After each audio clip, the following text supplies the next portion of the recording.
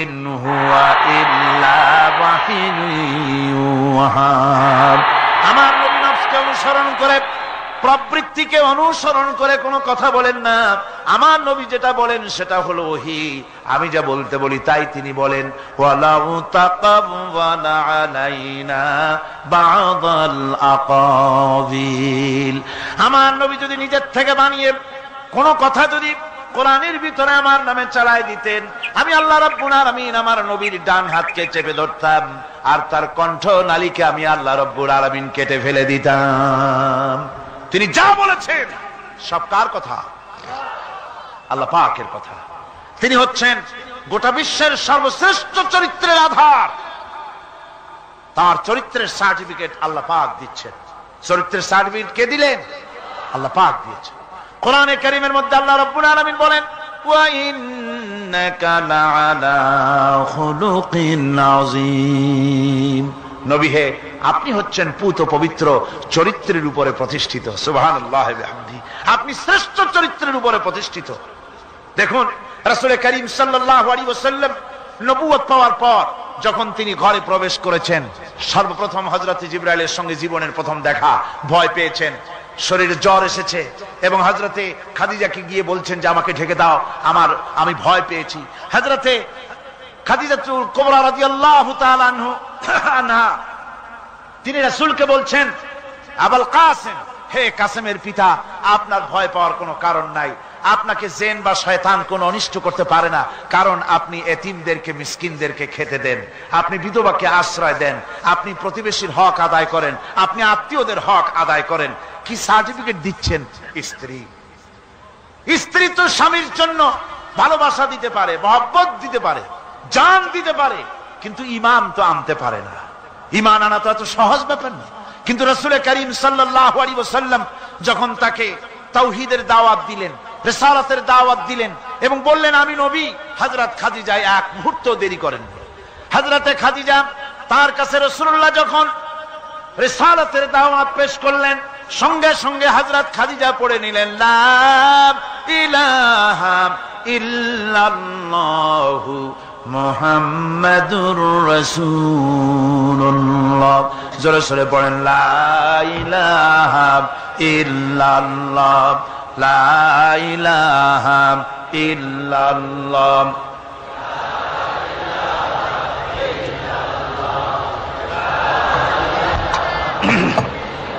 মুহাব্বতের সাথে জোরে সোরে পড়েন, লা ইলাহা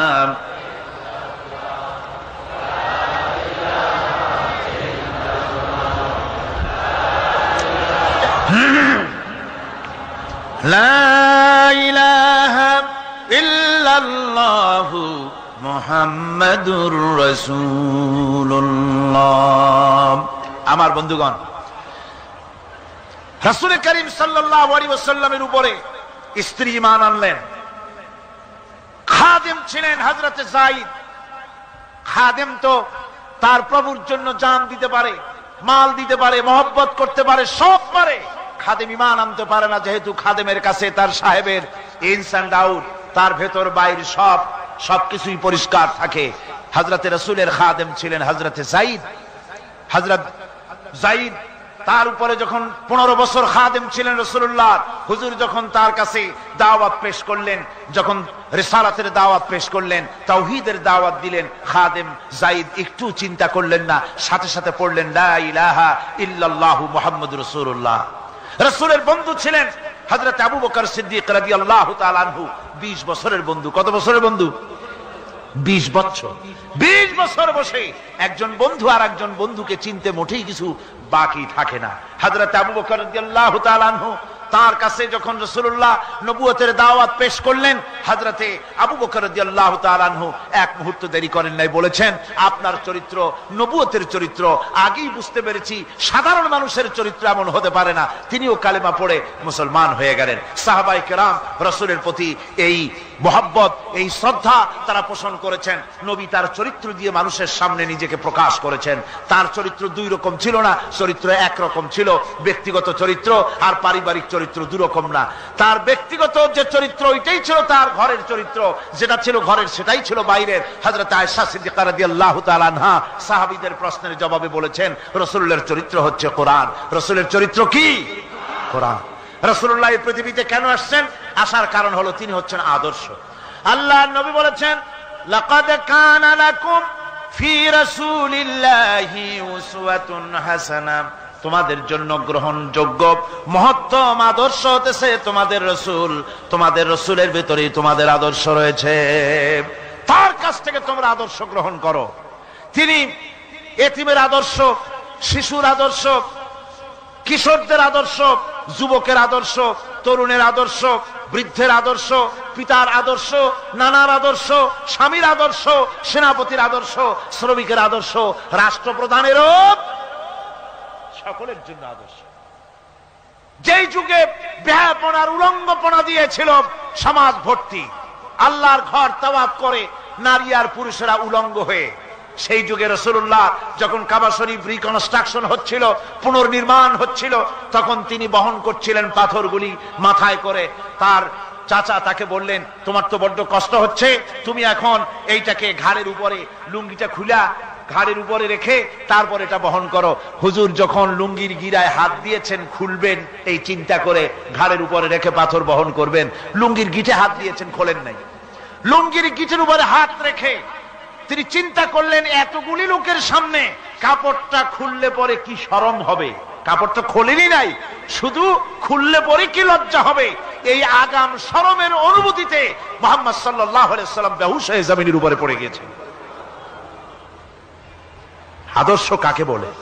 শিশুর আদর্শ, কিশোরের আদর্শ, স্বামীর আদর্শ, পিতার আদর্শ, নানার আদর্শ, গোটা পৃথিবীর সমস্ত মানুষের আদর্শ রাসূল করিম সাল্লাল্লাহু আলাইহি ওয়াসাল্লাম। তার কাছে তিনি স্ত্রীদের আদর্শ ছিলেন, তিনি নানার আদর্শ ছিলেন।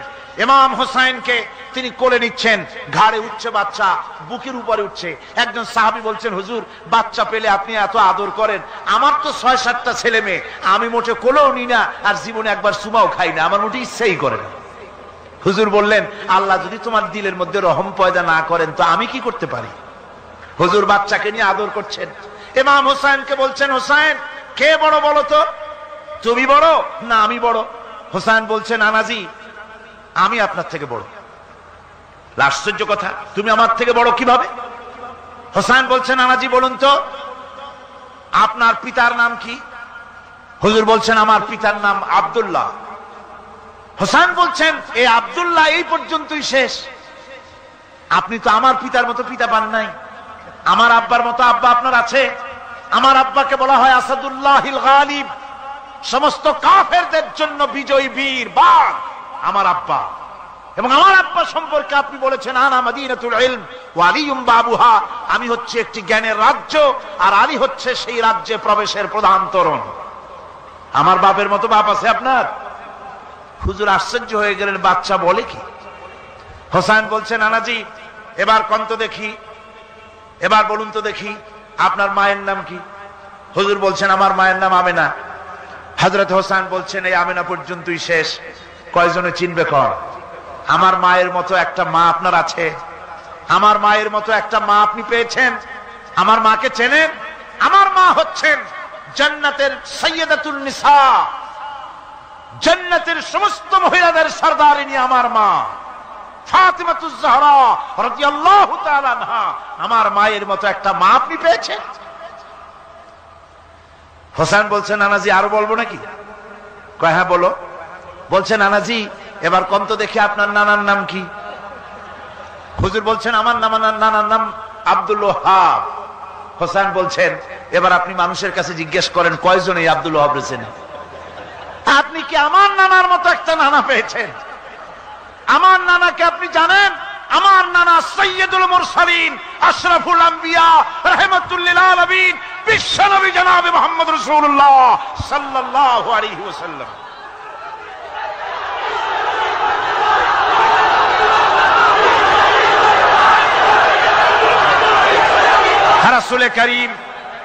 রাসূল করিম সাল্লাল্লাহু আলাইহি ওয়াসাল্লাম হোসেনকে বুকের সাথে জড়িয়ে ধরে হোসেনের ঠোঁটের উপরে তার চিবুকের উপরে, তার গন্ড দেশে, তার কপলে বারবার চুমো খেতে লাগলেন আর বললেন, না না, আমি আজকে তোমার সামনে হেরে গেলাম।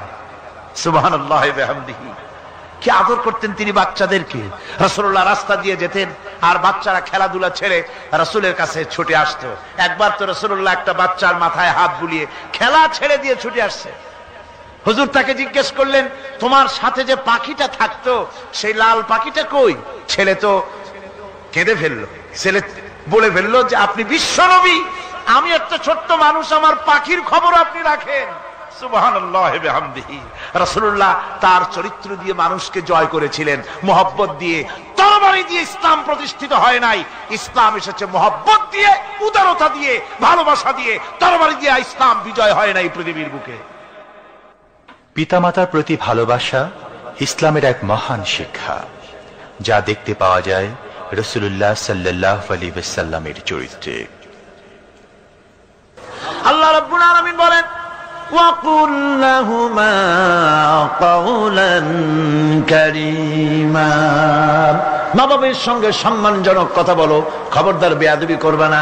আর মা বাবার জন্য, তাদের জন্য আমি আল্লাহ রাব্বুল আলামিনের কাছে দোয়া করো, রব্বিরহামহুমা কামা রাব্বায়ানি সাগীরা। পড়েন সবাই, রব্বিরহামহুমা কামা রাব্বায়ানি সাগীরা।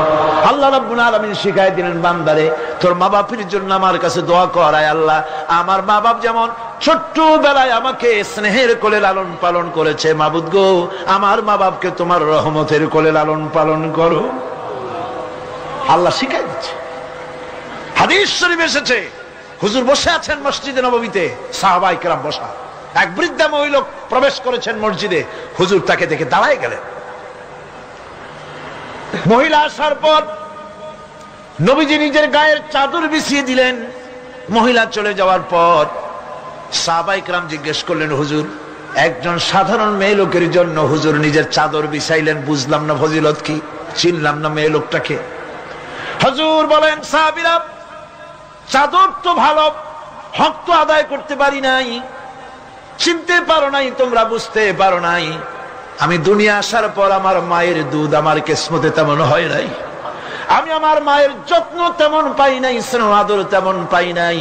যার বুকের দুধ খাইয়া, যার কোলে কাখে চড়ে আমি বড় হয়েছি, ইনি আমার সেই দুধ মা হযরতে হালিমাতুস সাদিয়া। বন্ধুরা, মা যদি বেঁচে থাকে, রাত্রে বাড়ি গিয়ে পায়ে ধরুন, বলেন মা অন্যায় করেছি, জীবনে বহু বেয়াদবি করেছি, আমার মাফ করে দাও। বিশ্বাস করুন, মা বাপের যদি খেদমত করেন, মা বাপ যদি রাজি থাকে, রিজকে, খাদ্যে, টাকায়, ইজ্জতে জীবনেও কষ্ট হবে না। বিপদে অবিচলতার মুক্ত প্রতীক বিশ্বনবী মুহাম্মদ সাল্লাল্লাহু আলাইহি ওয়াসাল্লাম।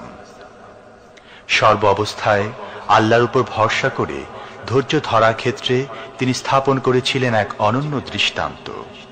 হিজরতের ঘটনা তার প্রকৃষ্ট উদাহরণ। আমার ভাইয়েরা, বিপদে অবিচলতা আমাদেরকে পয়গম্বরেরা শিক্ষা দান করেছেন। আমরা দেখতে পেয়েছি বিশ্বনবী জনাবে মুহাম্মদুর রাসূলুল্লাহ সাল্লাল্লাহু আলাইহি ওয়াসাল্লাম হিজরতের রাত, কাফেররা চতুর্দিকে দাঁড়ানো। হযরত জিবরাইল এসে বলেন, ইয়া রাসূলুল্লাহ, হে কাফেররা চতুর্দিকে ঘিরে দাঁড়িয়েছে, গভীর রাত, এখন হাতে তাদের তরবারি, সকাল হলে পরেই তারা আপনাকে মেরে ফেলে দিবে, তাড়াতাড়ি ওঠেন, মদিনার দিকে চলে যান।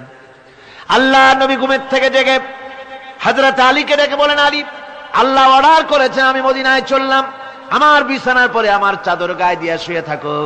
হযরত আলী বলেন, আল্লাহর হাবিব, আপনার চাদর গায়ে দিয়ে ঘুমিয়ে থাকবো, সকালবেলায় কাফির বেঈমানেরা আপনার বিছানার পরে আপনার চাদর গায়ে দেওয়া অবস্থায় আমি আলীকে তারা মুহাম্মদ মনে করবে, আর আমি আলীকে নবী মনে করে তারা তাদের তরবারি দিয়া কেটে কেটে টুকরা টুকরা করে আমারে বিদায় করে দেবে দুনিয়া থেকে। এতটুকুনো পরোয়া করি না, বরং আমার দিলের মধ্যে এটাই তৃপ্তি থাকবে যে আমি আলীর জীবনের বিনিময় আল্লাহর হাবিব দুনিয়ায় বেঁচে আছেন। নবীজি ঘরের থেকে বেরোলেন, চতুর্দিকে কাফেররা দাঁড়ানো। আল্লাহ নবী হাতে এক মুষ্টি বালু হাতে নিয়ে শাহাতেল ওযু পড়ে 3 বার দম করে বালুগুলো ছেড়ে দিলেন। বালিগুলি ঘরের চতুর্দিকে কাফেরদের চোখে চলে গেল। পরবর্তী সময় রব্বুল আলামিন ডেকে বলেন, নবীরে, বালি যখন নিক্ষেপ আপনি করেছিলেন, ধুলাগুলি আপনি তো শুধু নিক্ষেপ করেছিলেন, কিন্তু চতুর্দিকে কাফেরদের চোখে গেল কেমনে? একদিকে মেরেছিলেন, সেই দিকেই তো যাওয়ার কথা ছিল, চতুর্দিকের কাফেরের চোখে চোখে সেগুলো পৌঁছে গেল কেমনে? ওয়ামা রামাইতা ইদ রামাইতা ওয়ালাকিন্নাল্লাহ রামা। আপনি নিক্ষেপ করেন নাই, যখন আপনি নিক্ষেপ করেছিলেন আপনি তো শুধু বালুকণা ছেড়েছেন, আর ওই বালুকণাগুলি ঘরের চতুর্দিকে সব কাফেরদের চোখে পৌঁছবার দায়িত্ব আমার কুদরত গ্রহণ করেছিল। আমার ভাইয়েরা, নবীজি বিপদে, এতগুলি শত্রু তরবারি নিয়ে তিনি বিপদে ধৈর্য হারা হন নাই। আস্তে করে ঘরের থেকে বেরিয়ে হযরত আবু বকরের বাড়িতে গিয়ে হাজির। দরজায় গিয়ে আওয়াজ দিলেন, আবু বকর। অমনি দরজা খুলে গেল। লাব্বাইক ওয়া সাদাইক। হুজুর বলেন, আবু বকর রে, একটা ডাকে কেমনে সাড়া দিলে? তুমি কি ঘুমাইছিলে না? হযরত আবু বকর বলেন, হুজুর আপনি বলেছেন আমাকে নিয়ে হিজরত করবেন, আমি মনে মনে চিন্তা করেছি, না জানি কত রাত্রে নবীজি আসেন, উঠতে যদি আমার দেরি হয়ে যায়, নবীজি যদি দরজার কাছে দাঁড়ায় দাঁড়ায় আমারে ডাকাডাকি করে, আর আমি যদি ঘুমায় থাকি, তাহলে আল্লাহর নবীর সঙ্গে বেয়াদবি হয়ে যাবে। এই মনে করে বিছানায় না ঘুমাইয়া আপনার গলার আওয়াজ শোনার জন্য এই দরজার সঙ্গে পিঠ লাগাইয়া লাগাইয়া দাঁড়াইয়া ঘুমাচ্ছিলাম। আল্লাহর নবী হযরত আবু বকরকে সঙ্গে করে নিয়ে চললেন মদিনার দিকে। উল্টা পথে রওনা করলেন। বারবার কাবা শরীফের দিকে তাকাতে লাগলেন। বুখারী শরীফে এসেছে, নবীজি বারবার কাবার দিকে তাকিয়ে বলতেছেন, রে কাবা, বড় আশা ছিল তোর কাছে থাকবো, তোর খেদমত করব, কিন্তু তোর নিষ্ঠুর সন্তানেরা তোর কাছে আমারে থাকতে দিল না রে। আল্লাহ নবী মিসফালা দিয়ে জাবালে কেদোয়ার উপর দিয়ে চলে গেলেন জাবালে সুরে। গুহার কাছে যখন গিয়েছেন, ফজর রক্ত হয়ে গেল। হযরত আবু বকর রাদিয়াল্লাহু তাআলা আনহু বলছেন, হুজুর আর উপায় নাই, দিন হয়ে গেল, এখন বুঝি ধরা পড়ে যাব, ওই গুহার মধ্যে গিয়ে আশ্রয় নেই। তবে আপনি দাঁড়ান, গুহার ভিতরেই পাহাড়িয়া গুহা, বিচ্ছু থাকতে পারে, সাপ থাকতে পারে, আমি আগে ঢুকি, যদি কোনো হিংস্র প্রাণী থাকে আমার উপর দিয়া আঘাত হয়ে যাক, আল্লাহর নবী হেফাজতে থাকুক। হযরত আবু বকর রাদিয়াল্লাহু তাআলা আনহু গুহার ভিতরে নামলেন। নেমে গুহা সাফ করে হুজুরকে ডাকলেন। হুজুর তাশরীফ ফরমালেন গুহার মধ্যে। হুজুর বলেন, আবু বকর, হেঁটে হেঁটে কষ্ট হয়ে গেছে, তুমি বসো, তোমার উরুর উপরে মাথা রেখে আমি একটু ঘুমায়ে যাই। আল্লাহর হাবিব ঘুমায়ে গেলেন। হযরত আবু বকর লক্ষ্য করে দেখেন চতুর্দিকে অনেকগুলি গর্ত দেখা যায়। এই গর্ত থেকে সাপ আসতে পারে, বিচ্ছু আসতে পারে মনে করে নিজের গায়ের চাদর ছিঁড়ে ছিঁড়ে গর্তগুলি বন্ধ করা শুরু করে দিলেন। কয়েকটা গর্ত বন্ধ করার মতো চাদর আর নাই, পাও দিয়ে চেপে ধরলেন। এক পাহাড়িয়া বিষধর সাপ বেরোবার জন্য চেষ্টা করে বেরোবার পথ খুঁজে না পেয়ে হযরত আবু বকরের পায়ের উপরে দংশন করেছে। বিষের যন্ত্রণায় হযরত আবু বকরের চোখ থেকে পানি দরদর করে পড়ছে। রাসূলুল্লাহর ঘুম ভেঙে গেল। আল্লাহর নবী তাকিয়ে বলেন, আবু বকর, চোখে পানি কেন? বাড়ির কথা বুঝি মনে পড়ে গেছে? হযরত আবু বকর বলেন, ইয়া রাসূলুল্লাহ, আল্লাহর নামে কসম করে বলি, যেই দিন আমি ঈমান এনেছি ওই দিন থেকে আমার মা বাপ, আমার কোলে আমার সন্তান, আমার স্ত্রী, আমার জায়গা জমি ঘর বাড়ি, এমনকি আমার নিজের আত্মার চাইতে হুজুর আপনারে ভালোবাসি বেশি। তাহলে কাঁদো কেন? হযরত আবু বকর বলেন, হুজুর বাড়ির জন্য কাঁদি না, ছেলে পেলের জন্য কাঁদি না, সাপে দংশন করেছে, যন্ত্রণায় কাঁদতেছি। আল্লাহ নবী সঙ্গে সঙ্গে মুখ থেকে থুতু বার করে যন্ত্রণার জায়গায় লাগাই দিলেন। সঙ্গে সঙ্গে যন্ত্রণা বন্ধ হয়ে গেল। হুজুর বললেন, আবু বকর, প্রথম যখন তোমার এই আঘাত করেছিল সাপে, আমাকে কেন তাড়াতাড়ি বলো নাই? এতক্ষণ তো তোমার কষ্ট হতো না। হযরত আবু বকর বলেন, ইয়া রাসূলুল্লাহ, ওটা তো সাপে কাটার যন্ত্রণা, ওই যন্ত্রণায় আমার রক্ত জ্বলতেছে, যন্ত্রণায় যন্ত্রণায় আমার কলেজাটা যদি ফেটেও যেত, আল্লাহর হাবিব আরাম ফরমাচ্ছিলেন, আমি তাকে আরামে বিঘ্ন ঘটাতে পারতাম না। আমার ভাইয়েরা, হযরতে আবু বকর, হযরতে রাসূল দুজন বসে আছেন। এমনি সময় কাফের বেঈমানেরা খুঁজতে খুঁজতে জায়গা মতো এসে গেছে। একজনে বলে ভিতরে আছে, আর একজনে বলে নাই। পায়ের যদি থাকবে তাহলে মাকড়সায় জাল বুনালো কি করে? পাখি ডিম পেড়ে বসে আছে কি করে তাদের সন্দেহ হতে লাগলো। এর মধ্যে নাই একজন বলে আছে আর একজন বলে নাই। হযরত আবু বকর ভয়ের চোটে কেঁদে ফেলেছেন, হুজুর আর উপায় নাই। এই যে অবস্থা, এই অবস্থার ভিতরে, এই অবস্থার ভেতরেও আল্লাহ নবী এতটুকু ঘাবড়ে যান নাই। শত্রুরা তরবারি নিয়ে এসেছে, সুযোগ পেলেই একটু তাকালেই দেখতে পাবে, তুলে মেরে ফেলে দেবে। আল্লাহর হাবিব মোটেই ধৈর্য হারালেন না, এতটুকু হতাশ হলেন না।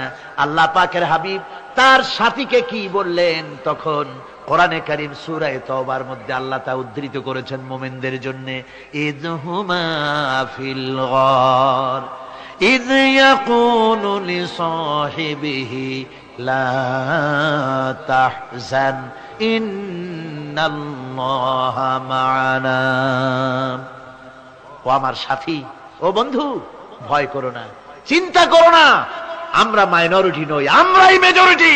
তার কারণ আল্লাহ আমাদের সাথে আছেন। সুবহানাল্লাহ। রাসূলুল্লাহ সাল্লাল্লাহু আলাইহি ওয়াসাল্লাম অত্যন্ত সাদাসিধে জীবন যাপন করতেন। হিজরত করে মদিনায় গিয়ে ইসলামী রাষ্ট্র কায়েম করার পরও তার দায়িত্বটা কাটেনি। হাদিসে এসেছে সে কথা। হযরত আবু হুরায়রা রাদিয়াল্লাহু তাআলা আনহু বলেন, আমি রাসূলুল্লাহর কাছে গেলাম, হুজুরকে গিয়ে সালাম করলাম। আল্লাহর নবী সালামের জবাব দিলেন, কিন্তু দেখতে পেলাম মুখ নড়ে, আওয়াজ বেরোলো না। কারণ কি? কাছে গিয়ে দেখি নবীজি ক্ষুধার যন্ত্রণায় কথা বলতেছেন, আওয়াজ বেরোতেছে না। এত ক্ষুধা লেগেছে আল্লাহর নবীর। 2-4 দিন চলে গেছে, খাবার নাই।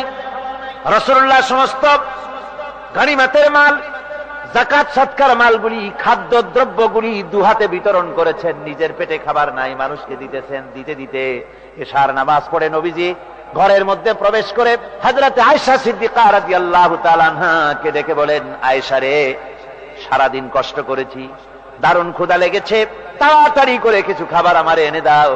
হযরত আয়েশা হুজুরের ক্ষুধার্ত শ্রান্ত ক্লান্ত চেহারার দিকে তাকাইয়া হযরত আয়েশা কেঁদে ফেলেছেন। হযরত মা আয়েশা কাঁদেন আর বলেন, ইয়া রাসূলুল্লাহ, হে আল্লাহর নামের কসম করে বলি, আমি আয়েশার ঘরে কোনো পানি ছাড়া কোনো খাবার নাই।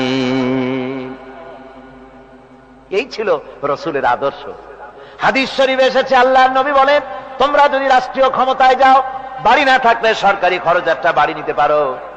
তোমার যদি যানবাহন না থাকে, সরকারি খরচে যানবাহন নিতে পারো। ছেলে মেয়ের কাপড় চোপড়, লেখাপড়া, শিক্ষা, চিকিৎসার জন্য যদি না থাকে, তাহলে তুমি সরকার থেকে নিতে পারো। কিন্তু এর থেকে এক চুল পরিমাণ যদি পাও বাড়াও, সরকারের মাল জনগণের মাল, এর থেকে প্রয়োজনের বাইরে যদি তুমি নিজের জন্য নিতে থাকো, কিয়ামতের দিন আল্লাহর দরবারে চোরের কাতারে তোমারে দাঁড়ানো লাগবে। দুনিয়ায় যত সম্মান পাও না কেন, কিয়ামতে আল্লাহর দরবারে কিসের কাতারে দাঁড়াবে? চোরের কাতারে দাঁড়াতে হবে। রাসূল পাক সাল্লাল্লাহু আলাইহি ওয়াসাল্লাম এমন এক সমাজ কায়েম করেছিলেন।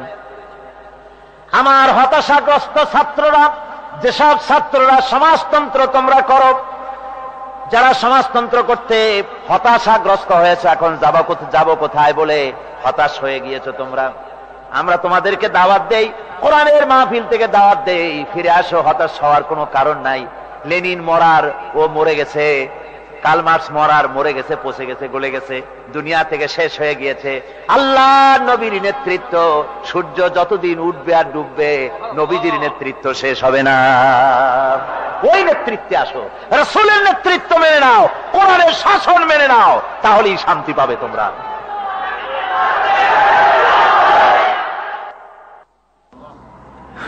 আল্লাহর নবী দুপুরে আরাম করতেছিলেন। হযরত ওমর বলেন, আমি দেখতে গিয়েছিলাম রাসূলুল্লাহকে, আমি যাই সালাম দিলাম, হুজুর উঠে বসলেন। আমি দেখি খেজুরের পাতা দিয়া বুনানো দড়ি, সেই দড়ি দিয়া বুনানো খাটিয়া এখনো মক্কা মদিনায় আছে, যারা হজ করতে গেছেন দেখেছেন। ওই দড়ি দিয়া বুনানো খাটিয়া, ওর উপরে তোশক নাই, বিছানার চাদর নাই, নিজের হাত মোবারক মাথার তলে দিয়া রাসূল শুয়ে আছেন। ওমরকে দেখে হুজুর উঠে বসলেন। ওমর বলেন, আমি রাসূলের পিঠের দিকে তাকায় দেখি দড়িগুলোর দাগ কেটে আছে।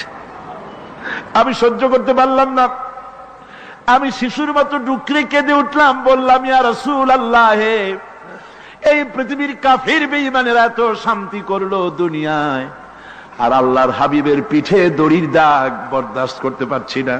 আপনি আমার অনুমতি দেন, একটা তোশক আপনার জন্য বানায় দেই, হুজুর আমার বলেন, ওমর রে শোনো, দুনিয়ায় শান্তি করার জন্য আমি আসি নাই। আমি যদি হুকুম করি উহুদ পাহাড় আমার জন্য সোনায় পরিণত হয়ে যা, উহুদ পাহাড়টা আমার জন্য সোনা হয়ে যেতে পারে। আমি দুনিয়ায় শান্তির জন্য আসি নাই, এসেছি মানবতার মুক্তির জন্য। পৃথিবীর মানুষগুলিকে বাঁচাতে এসেছি, সাদা কালো মানুষের ব্যবধান দূর করতে এসেছি।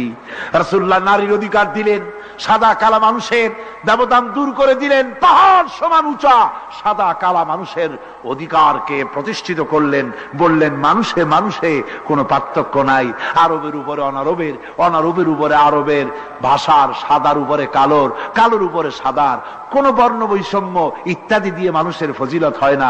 মানুষের মর্যাদা বাড়ে। ইন্না আকরামাকুম ইনদাল্লাহি আতকাকুম। মানুষের মধ্যে মর্যাদা তোমাদের মধ্যে আল্লাহর কাছে তার যে ব্যক্তি তোমাদের মধ্যে আল্লাহকে বেশি ভয় করে। সুবহানাল্লাহ কোন, সুবহানাল্লাহ কোন। আমার ভাইয়েরা, নবীজি মদিনা মুনাওয়ারায় ইসলামী রাষ্ট্রের রাষ্ট্রপ্রধান হয়েছেন। আজ বাজারে যেতেছেন, যাওয়ার সময় ডেকে ডেকে বলেন, বিধবাদের বাড়ির সামনে দিয়ে যায়, তোমাদের বাজার লাগবে নাকি? এতিমের বাড়ির সামনে থেকে যায়, তোমাদের বাজার লাগবে নাকি? আমারে বলো, আমি বাজার করে এনে দেব। নিজের পেটে খাবার নাই, দুয়ারে দুয়ারে খাবার পৌঁছে গেছে, খাবারের অভাব নাই, মানুষ খাওয়া পেয়েছে, পড়া পেয়েছে, চুরি ডাকাতি বন্ধ হয়ে গেছে। হুজুর বলেন, খায়রুল কুরুনে কারনি, সর্বশ্রেষ্ঠ যুগ আমার যুগ। সুদ বন্ধ হয়ে গেল। রাসূলুল্লাহ বললেন, সুদ আর চলবে না, হারাম। সুদ বন্ধ হয়ে গেল। হুজুর ব্যাংক চালু করে দিলেন। ব্যাংকের নাম হলো বাইতুল মাল। কি নাম হলো? এই ব্যাংক যেদিন রাসূলুল্লাহ উদ্বোধন করেন, আল্লাহর নবী বাইতুল মাল ব্যাংক উদ্বোধনের দিনে যে বক্তৃতা করলেন, বুখারীতে সেই বক্তৃতা লেখা হয়ে গেল। আল্লাহর নবী বলেন, মান তারাকা দায়নান আও দিয়ান ফালাইয়া। আমার এই রাষ্ট্রের ভিতরে কোন মানুষ যদি ঋণগ্রস্ত অবস্থায় মারা যায় আর ঋণ পরিশোধ করার মতো অর্থ যদি তার কাছে না থাকে, তাহলে তার ঋণ পরিশোধের দায়িত্ব, তার বিধবা স্ত্রী আর তার এতিম বাল বাচ্চার সব দায়িত্ব আমি মুহাম্মদ সাল্লাল্লাহু আলাইহি ওয়াসাল্লাম আমার কাঁধের উপরে উঠাইয়া নিলাম। এমন সুন্দর রাষ্ট্র চালু হয়ে গেছে, মানুষ খাবার পেয়েছে, পড়ার পেয়েছে। বুড়োরা, যাদের কাজ নাই, বুড়ো মানুষ কাজ করতে পারে না, তারা বসে বসে খাবারের ব্যবস্থা হয়ে গেছে। যুবকদের চাকরি হয়ে গেছে, বেকার কেউ আর বেকার নাই, সব কাজে ব্যস্ত হয়ে গেছে, মানুষের কাছে কাজ মিলেছে। কৃষক তাদের উৎপাদিত পণ্যের সঠিক মূল্য পাচ্ছে, শ্রমিক শ্রমের মর্যাদা পাচ্ছে, শ্রমিক মর্যাদা পাচ্ছে। রাসূলুল্লাহ বলেছেন, শ্রমিক আর মালিক মনিব আর গোলামের সম্পর্ক না, সম্পর্ক ভাই ভাই। সম্পর্ক কি? শ্রমিকের মর্যাদা রাসূলুল্লাহ এভাবে দিলেন, নিজে শ্রম দিলেন। মদিনার 8 বছর চলে যাওয়ার পর হযরত আয়েশা রাসূলুল্লাহকে দেখলেন মাজা কুজা। হযরত আয়েশা বলেন, হুজুর মাজাটা কুজা কেন? বয়সের কারণে হলো নাকি? হুজুর বলেন, না, বয়সের কারণে হয় নাই। এই মদিনার চতুর্দিকে কাফির বেঈমানেরা যখন মদিনাকে আক্রমণ করেছিল, আমি তখন মদিনার চতুর্দিকে খন্দক পরিখা খনন করেছিলাম, 3 মাইল লম্বা, 15 ফিট গভীর, 30 ফিট চওড়া। সাহাবীরা মাটি কেটেছে, আমি মাটি বহন করেছি, আবার আমি মাটি কেটেছি, সাহাবীরা মাটি কেটেছে। মাটি কেটে আর মাটির ঝুড়ি বহন করে করে কোমরে যে বেদনা হয়েছিল, আজ পর্যন্ত সেই বেদনা সেরে যায় নাই। এই হলো আমার রাসূল, এ হলো বিশ্ব নবী। কি নবী? চিল্লা এখন, কি নবী?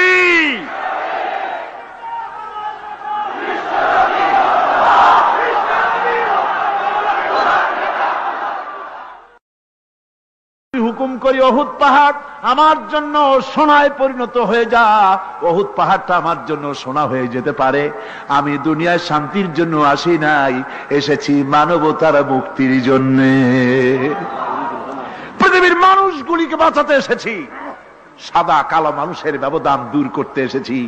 রাসূলুল্লাহ নারীর অধিকার দিলেন, সাদা কালা মানুষের ব্যবধান দূর করে দিলেন। পাহাড় সমান উঁচা সাদা কালা মানুষের অধিকারকে প্রতিষ্ঠিত করলেন, বললেন মানুষে মানুষে কোনো পার্থক্য নাই। আরবের উপরে অনারবের, অনারবের উপরে আরবের, ভাষার সাদার উপরে কালোর, কালোর উপরে সাদার, কোন বর্ণ বৈষম্য ইত্যাদি দিয়ে নিজের পেটে খাবার নাই, দুয়ারে দুয়ারে খাবার পৌঁছে গেছে, খাবারের অভাব নাই, মানুষ খাওয়া পেয়েছে, পড়া পেয়েছে, চুরি ডাকাতি বন্ধ হয়ে গেছে। হুজুর বলেন খায়রুল কুরুনে কারনি, সর্বশ্রেষ্ঠ যুগ আমার যুগ। সুদ বন্ধ হয়ে গেল। রাসূলুল্লাহ বললেন সুদ আর চলবে না, হারাম।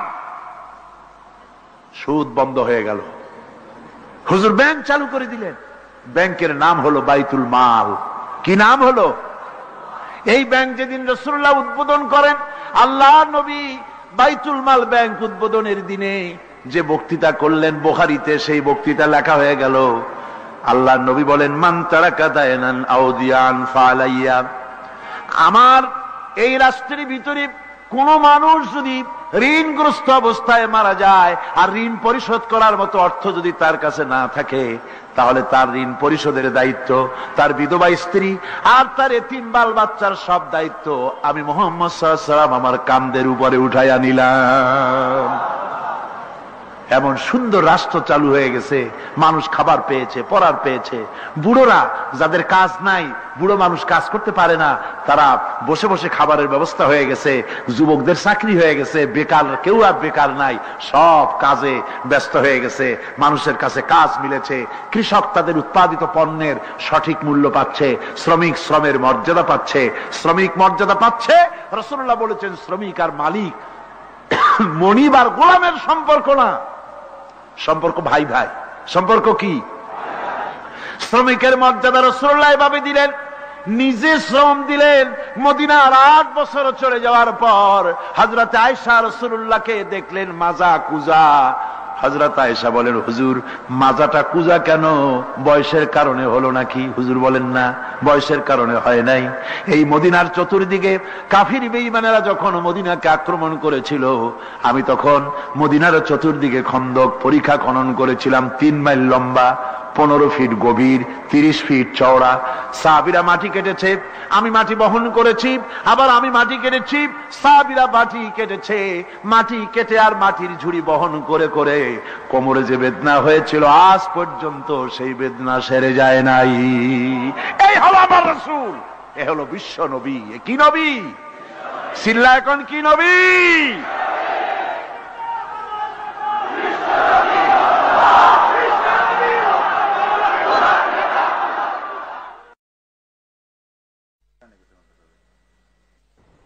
বিসমিল্লাহির রহমানির রহিম। সর্বযুগের সর্বকালের সর্বশ্রেষ্ঠ মহামানব রাহমাতুল্লিল আলামিন হযরত মুহাম্মদ সাল্লাল্লাহু আলাইহি ওয়াসাল্লাম, যার জীবনের প্রতিটি অংশে আছে শিক্ষা, মহান রব্বুল আলামিনের অকৃত্রিম বন্ধু রাসূলুল্লাহ সাল্লাল্লাহু আলাইহি ওয়াসাল্লামের জীবন থেকে শিক্ষা গ্রহণ আমাদের সবারই একান্ত কর্তব্য। এখন আমাদের সামনে রাসূল করিম সাল্লাল্লাহু আলাইহি ওয়াসাল্লামের জীবনের নানা দিক নিয়ে আলোচনা করছেন আন্তর্জাতিক খ্যাতিসম্পন্ন মুফাসসিরে কোরআন ও বিশিষ্ট ইসলামী চিন্তাবিদ হযরত মাওলানা দেলোয়ার হোসাইন সাঈদী। শব্দগ্রহণে মাহসিন সাউন্ড সিস্টেম, প্রযোজনায় সিএইচপি, পরিবেশনায় স্পন্দন অডিও ভিজুয়াল সেন্টার, ঢাকা। আল্লাহ রাব্বুল আলামিন বলেন মা ইয়ানতিকু আনিল হাওয়া ইন হুয়া ইল্লা ওয়াহিয়ুন ইউহা। আমার নবী নফসকে অনুসরণ করে, প্রবৃত্তিকে অনুসরণ করে কোনো কথা বলেন না। আমার নবী যেটা বলেন সেটা হলো ওহী। আমি যা বলতে বলি তাই তিনি বলেন। ওয়ালাউ তাকাওয়ালা আলাইনা বা'দাল আকাবিল। আমার নবী যদি নিজের থেকে বানিয়ে কোন কথা যদি কোরআনের ভিতরে আমার নামে চালায় দিতেন, আমি আল্লাহ রাব্বুল আলামিন আমার নবীর ডান হাতকে চেপে ধরতাম আর তার কণ্ঠ নালীকে আমি আল্লাহ রাব্বুল আলামিন কেটে ফেলে দিতাম। তিনি যা বলেছেন সব কার কথা? আল্লাহ পাকের কথা। তিনি হচ্ছেন গোটা বিশ্বের সর্বশ্রেষ্ঠ চরিত্রের আধার। তার চরিত্রের সার্টিফিকেট আল্লাহ পাক দিচ্ছেন। চরিত্রের সার্টিফিকেট কে দিলেন? আল্লাহ পাক দিয়েছেন। কোরআনে কারীমের মধ্যে আল্লাহ রাব্বুল আলামিন বলেন ওয়া ইন্নাকা লাআলা খুলুকিন আযীম। নবী হে, আপনি হচ্ছেন পুত পবিত্র চরিত্রের উপরে প্রতিষ্ঠিত। সুবহানাল্লাহ ওয়া বিহামদিহি।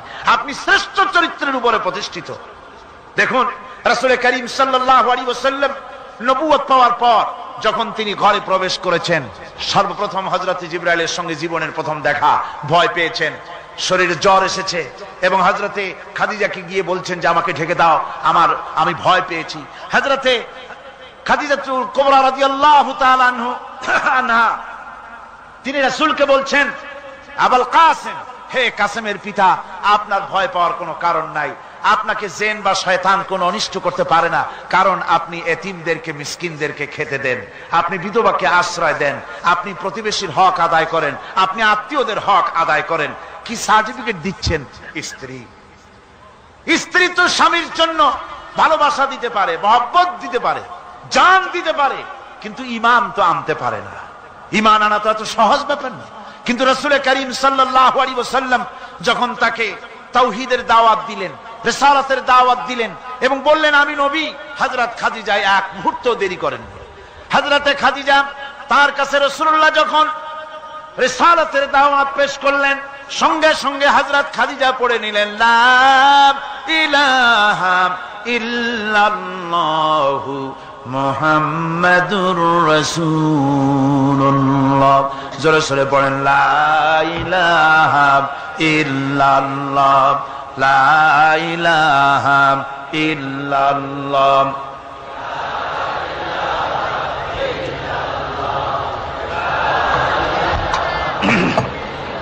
মুহাব্বতের সাথে জোরে জোরে পড়েন লা ইলাহা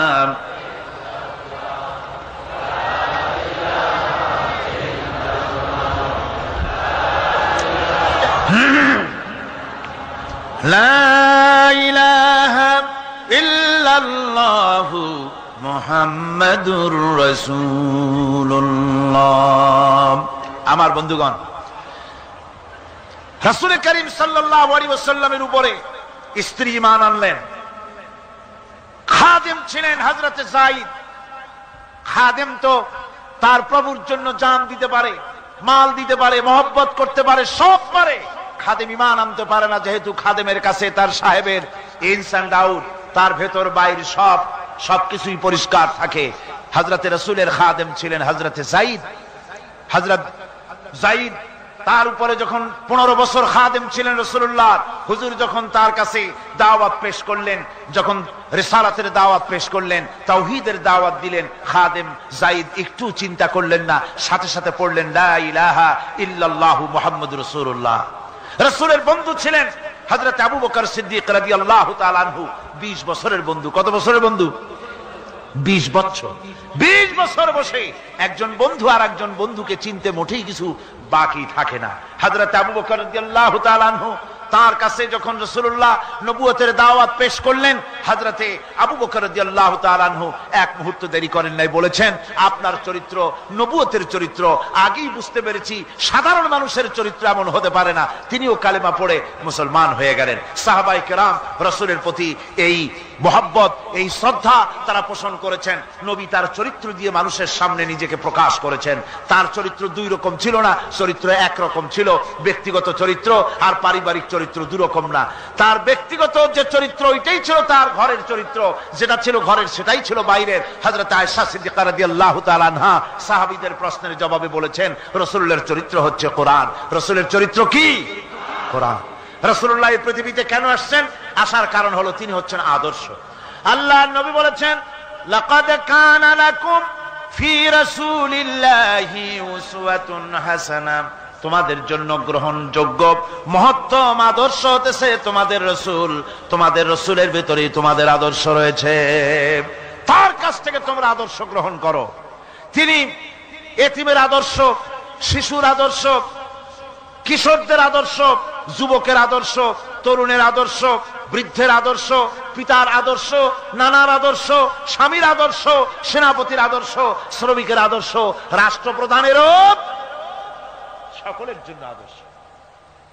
যেই যুগে বেহাপনার উলঙ্গপনা দিয়েছিল সমাজ ভর্তি, আল্লাহর ঘর তাওয়াফ করে নারী আর পুরুষেরা উলঙ্গ হয়ে, সেই যুগে রাসূলুল্লাহ যখন কাবা শরীফ রিকনস্ট্রাকশন হচ্ছিল, পুনর্নির্মাণ হচ্ছিল, তখন তিনি বহন করছিলেন পাথরগুলি মাথায় করে। তার চাচা তাকে বললেন তোমার তো বড্ড কষ্ট হচ্ছে, তুমি এখন এইটাকে ঘাড়ের উপরে লুঙ্গিটা খুলা ঘাড়ের উপরে রেখে তারপর এটা বহন করো। হুজুর যখন লুঙ্গির গিরায় হাত দিয়েছেন খুলবেন এই চিন্তা করে ঘাড়ের উপরে রেখে পাথর বহন করবেন, লুঙ্গির গিটে হাত দিয়েছেন খোলেন নাই।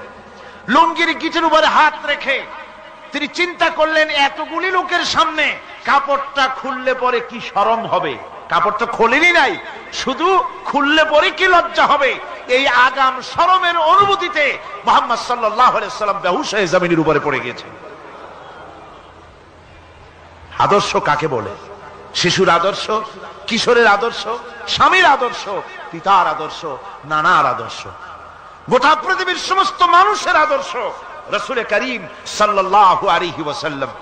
তার কাছে তিনি স্ত্রীদের আদর্শ ছিলেন, তিনি নানার আদর্শ ছিলেন। ইমাম হোসেনকে তিনি কোলে নিচ্ছেন, ঘাড়ে উঠছে বাচ্চা, বুকের উপরে উঠছে। একজন সাহাবী বলছেন, হুজুর বাচ্চা পেলে আপনি এত আদর করেন, আমার তো ৬-৭টা ছেলে মেয়ে, আমি মোটে কোলেও নি না, আর জীবনে একবার সুমাও খাই না, আমার মোটে ইচ্ছাই করে না। হুজুর বললেন, আল্লাহ যদি তোমার দিলের মধ্যে রহম পয়দা না করেন তো আমি কি করতে পারি। হুজুর বাচ্চাকে নিয়ে আদর করছেন। ইমাম হোসেনকে বলছেন, হোসেন কে বড় বলো তো, তুমি বড় না আমি বড়? হোসেন বলছেন, নানাজি আমি আপনার থেকে বড়। আশ্চর্য কথা, তুমি আমার থেকে বড় কিভাবে? হোসেন বলছেন, নানাজি বলুন তো আপনার পিতার নাম কি? হুজুর বলছেন, আমার পিতার নাম আব্দুল্লাহ। হোসেন বলছেন, এই আব্দুল্লাহ এই পর্যন্তই শেষ, আপনি তো আমার পিতার মতো পিতা পান নাই, আমার আব্বার মতো আব্বা আপনার আছে। আমার আব্বাকে বলা হয় আসাদুল্লাহিল গালিব, সমস্ত কাফেরদের জন্য বিজয়ী বীর বাঘ আমার আব্বা। এবং আমার আব্বা সম্পর্কে আপনি বলেছেন, আনা মাদিনাতুল ইলম ওয়া আলিয়ুম বাবুহা, আমি হচ্ছে একটি জ্ঞানের রাজ্য আর আলী হচ্ছে সেই রাজ্যে প্রবেশের প্রধান তোরণ। আমার বাপের মতো বাপ আছে আপনার? হুজুর আশ্চর্য হয়ে গেলেন, বাচ্চা বলে কি? হোসেন বলছেন, নানাজি এবার কোন তো দেখি, এবার বলুন তো দেখি আপনার মায়ের নাম কি? হুজুর বলছেন, আমার মায়ের নাম আমেনা। হযরত হোসেন বলছেন, এই আমেনা পর্যন্তই শেষ, কয়জনে চিনবে কর? আমার মায়ের মতো একটা মা আপনার আছে? আমার মায়ের মতো একটা মা আপনি পেয়েছেন? আমার মাকে চেনেন? আমার মা হচ্ছেন জান্নাতের সাইয়্যিদাতুন নিসা, জান্নাতের সমস্ত মহিলাদের সরদারিনী আমার মা ফাতিমাতুজ জাহরা রাদিয়াল্লাহু তাআলা আনহা। আমার মায়ের মতো একটা মা আপনি পেয়েছেন? হোসেন বলছেন, নানাজি আরো বলবো নাকি? কয় হ্যাঁ বলো। বলছেন, নানাজি এবার কোন তো দেখি আপনার নানার নাম কি? হুজুর বলছেন, আমার নানার নাম আব্দুল ওয়াহাব।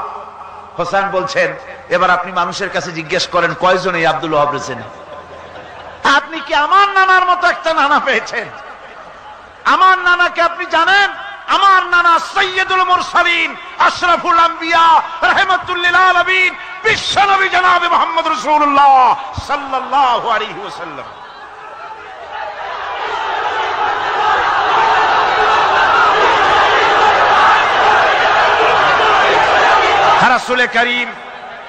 রাসূল করিম সাল্লাল্লাহু আলাইহি ওয়াসাল্লাম হোসেনকে বুকের সাথে জড়িয়ে ধরে হোসেনের ঠোঁটের উপরে, তার চিবুকের উপরে, তার গণ্ডদেশে, তার কপলে বারবার চুমো খেতে লাগলেন আর বললেন, নানা আমি আজকে তোমার সামনে হেরে গেলাম। সুবহানাল্লাহ ওয়া বিহামদিহি। কি আদর করতেন তিনি বাচ্চাদেরকে। রাসূলুল্লাহ রাস্তা দিয়ে যেতেন আর বাচ্চারা খেলাধুলা ছেড়ে রাসূলের কাছে ছুটে আসতো। একবার তো রাসূলুল্লাহ একটা বাচ্চার মাথায় হাত বুলিয়ে খেলা ছেড়ে দিয়ে ছুটে আসছে। হুজুর তাকে জিজ্ঞেস করলেন, তোমার সাথে যে পাখিটা থাকতো সেই লাল পাখিটা কই? ছেলে তো কেঁদে ফেললো। ছেলে বলে ফেললো যে আপনি বিশ্বনবী, আমি একটা ছোট্ট মানুষ, আমার পাখির খবর আপনি রাখেন। সুবহানাল্লাহ ওয়া বিহামদিহি। রাসূলুল্লাহ তার চরিত্র দিয়ে মানুষকে জয় করেছিলেন, মহব্বত দিয়ে। তরবারি দিয়ে ইসলাম প্রতিষ্ঠিত হয় নাই, ইসলাম এসেছে মহব্বত দিয়ে, উদারতা দিয়ে, ভালোবাসা দিয়ে। তরবারি দিয়ে ইসলাম বিজয় হয় নাই পৃথিবীর বুকে। পিতামাতার প্রতি ভালোবাসা ইসলামের এক মহান শিক্ষা, যা দেখতে পাওয়া যায় রাসূলুল্লাহ সাল্লাল্লাহু আলাইহি ওয়াসাল্লামের চরিত্রে। আল্লাহ রাব্বুল আলামিন বলেন, وَقُلْ لَهُمَا قَوْلًا كَرِيمًا। মা বাবার সঙ্গে সম্মানজনক কথা বলো, খবরদার বেয়াদবি করবে না। আর মা বাপের জন্য তাদের জন্য আমি আল্লাহ রাব্বুল আলামিনের কাছে দোয়া করো, রব্বিরহামহুমা কামা রাব্বায়ানি সাগীরা। পড়েন সবাই, রব্বিরহামহুমা কামা রাব্বায়ানি সাগীরা। আল্লাহ রাব্বুল আলামিন শিখায় দিলেন বান্দারে, তোর মা বাপের জন্য আমার কাছে দোয়া কর, আয় আল্লাহ আমার মা বাপ যেমন ছোট্ট বেলায় আমাকে স্নেহের কোলে লালন পালন করেছে, মাবুদ গো আমার মা বাপকে তোমার রহমতের কোলে লালন পালন করো। আল্লাহ শিখাই দিচ্ছে। হাদিস শরীফ এসেছে, হুজুর বসে আছেন মসজিদে নববীতে, সাহাবায়ে কেরাম বসা, এক বৃদ্ধা মহিলা প্রবেশ করেছেন মসজিদে, হুজুর তাকে দেখে দাঁড়ায় গেলেন। মহিলা আসার পর নবীজি নিজের গায়ের চাদর বিছিয়ে দিলেন। মহিলা চলে যাওয়ার পর সাহাবায়ে কেরাম জিজ্ঞেস করলেন, হুজুর একজন সাধারণ মেয়ে লোকের জন্য হুজুর নিজের চাদর বিছাইলেন, বুঝলাম না ফজিলত কি, চিনলাম না মেয়ে লোকটাকে। হুজুর বলেন, সাহাবীরা চাদর তো ভালো, হক তো আদায় করতে পারি নাই, চিনতে পারো নাই, তোমরা বুঝতে পারো নাই, আমি দুনিয়া আসার পর আমার মায়ের দুধ আমার কিসমতে তেমন হয় নাই, আমি আমার মায়ের যত্ন তেমন পাই নাই, স্নেহ আদর তেমন পাই নাই। যার বুকের দুধ খাইয়া, যার কোলে কাখে চড়ে আমি বড় হয়েছি, ইনি আমার সেই দুধ মা হযরতে হালিমাতুস সাদিয়া। বন্ধুরা, মা যদি বেঁচে থাকে, রাত্রে বাড়ি গিয়ে পায়ে ধরুন, বলেন মা অন্যায় করেছি, জীবনে বহু বেয়াদবি করেছি, আমারে মাফ করে দাও। বিশ্বাস করুন, মা বাপের যদি খেদমত করেন, মা বাপ যদি রাজি থাকে, রিজকে, খাদ্যে, টাকায়, ইজ্জতে জীবনেও কষ্ট হবে না। বিপদে অবিচলতার মুক্ত প্রতীক বিশ্বনবী মুহাম্মদ সাল্লাল্লাহু আলাইহি ওয়াসাল্লাম। সর্ব অবস্থায় আল্লাহর উপর ভরসা করে ধৈর্য ধরার ক্ষেত্রে তিনি স্থাপন করেছিলেন এক অনন্য দৃষ্টান্ত। হিজরতের ঘটনা তার প্রকৃষ্ট উদাহরণ। আমার ভাইয়েরা, বিপদে অবিচলতা আমাদেরকে পয়গম্বরেরা শিক্ষা দান করেছেন। আমরা দেখতে পেয়েছি বিশ্বনবী জনাবে মুহাম্মদুর রাসূলুল্লাহ সাল্লাল্লাহু আলাইহি ওয়াসাল্লাম হিজরতের রাত, কাফেররা চতুর্দিকে দাঁড়ানো, হযরত জিবরাইল এসে বলেন, ইয়া রাসূলুল্লাহ, হে কাফেররা চতুর্দিকে ঘিরে দাঁড়িয়েছে, গভীর রাত, এখন হাতে তাদের তরবারি, সকাল হলে পরেই তারা আপনাকে মেরে ফেলে দিবে, তাড়াতাড়ি ওঠেন, মদিনার দিকে চলে যান। আল্লাহ নবী ঘুমের থেকে জেগে হযরত আলীকে ডেকে বলেন, আলী, আল্লাহ অর্ডার করেছেন আমি মদিনায় চললাম, আমার বিছানার পরে আমার চাদর গায়ে দিয়ে শুয়ে থাকো। হযরত আলী বলেন, আল্লাহর হাবিব, আপনার চাদর গায়ে দিয়ে ঘুমিয়ে থাকবো, সকালবেলায় কাফির বেঈমানেরা আপনার বিছানার পরে আপনার চাদর গায়ে দেওয়া অবস্থায় আমি আলীকে তারা মুহাম্মদ মনে করবে, আর আমি আলীকে নবী মনে করে তারা তাদের তরবারি দিয়া কেটে কেটে টুকরা টুকরা করে আমারে বিদায় করে দেবে দুনিয়া থেকে। এতটুকুনো পরোয়া করি না, বরং আমার দিলের মধ্যে এটাই তৃপ্তি থাকবে যে আমি আলীর জীবনের বিনিময় আল্লাহর হাবিব দুনিয়ায় বেঁচে আছেন।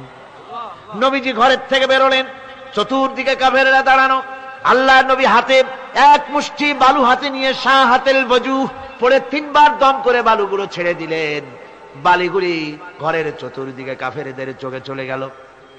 পরবর্তী সময় রব্বুল আলামিন ডেকে বলেন, নবীরে, বালি যখন নিক্ষেপ আপনি করেছিলেন, ধুলাগুলি আপনি তো শুধু নিক্ষেপ করেছিলেন, কিন্তু চতুর্দিকে কাফেরদের চোখে গেল কেমনে?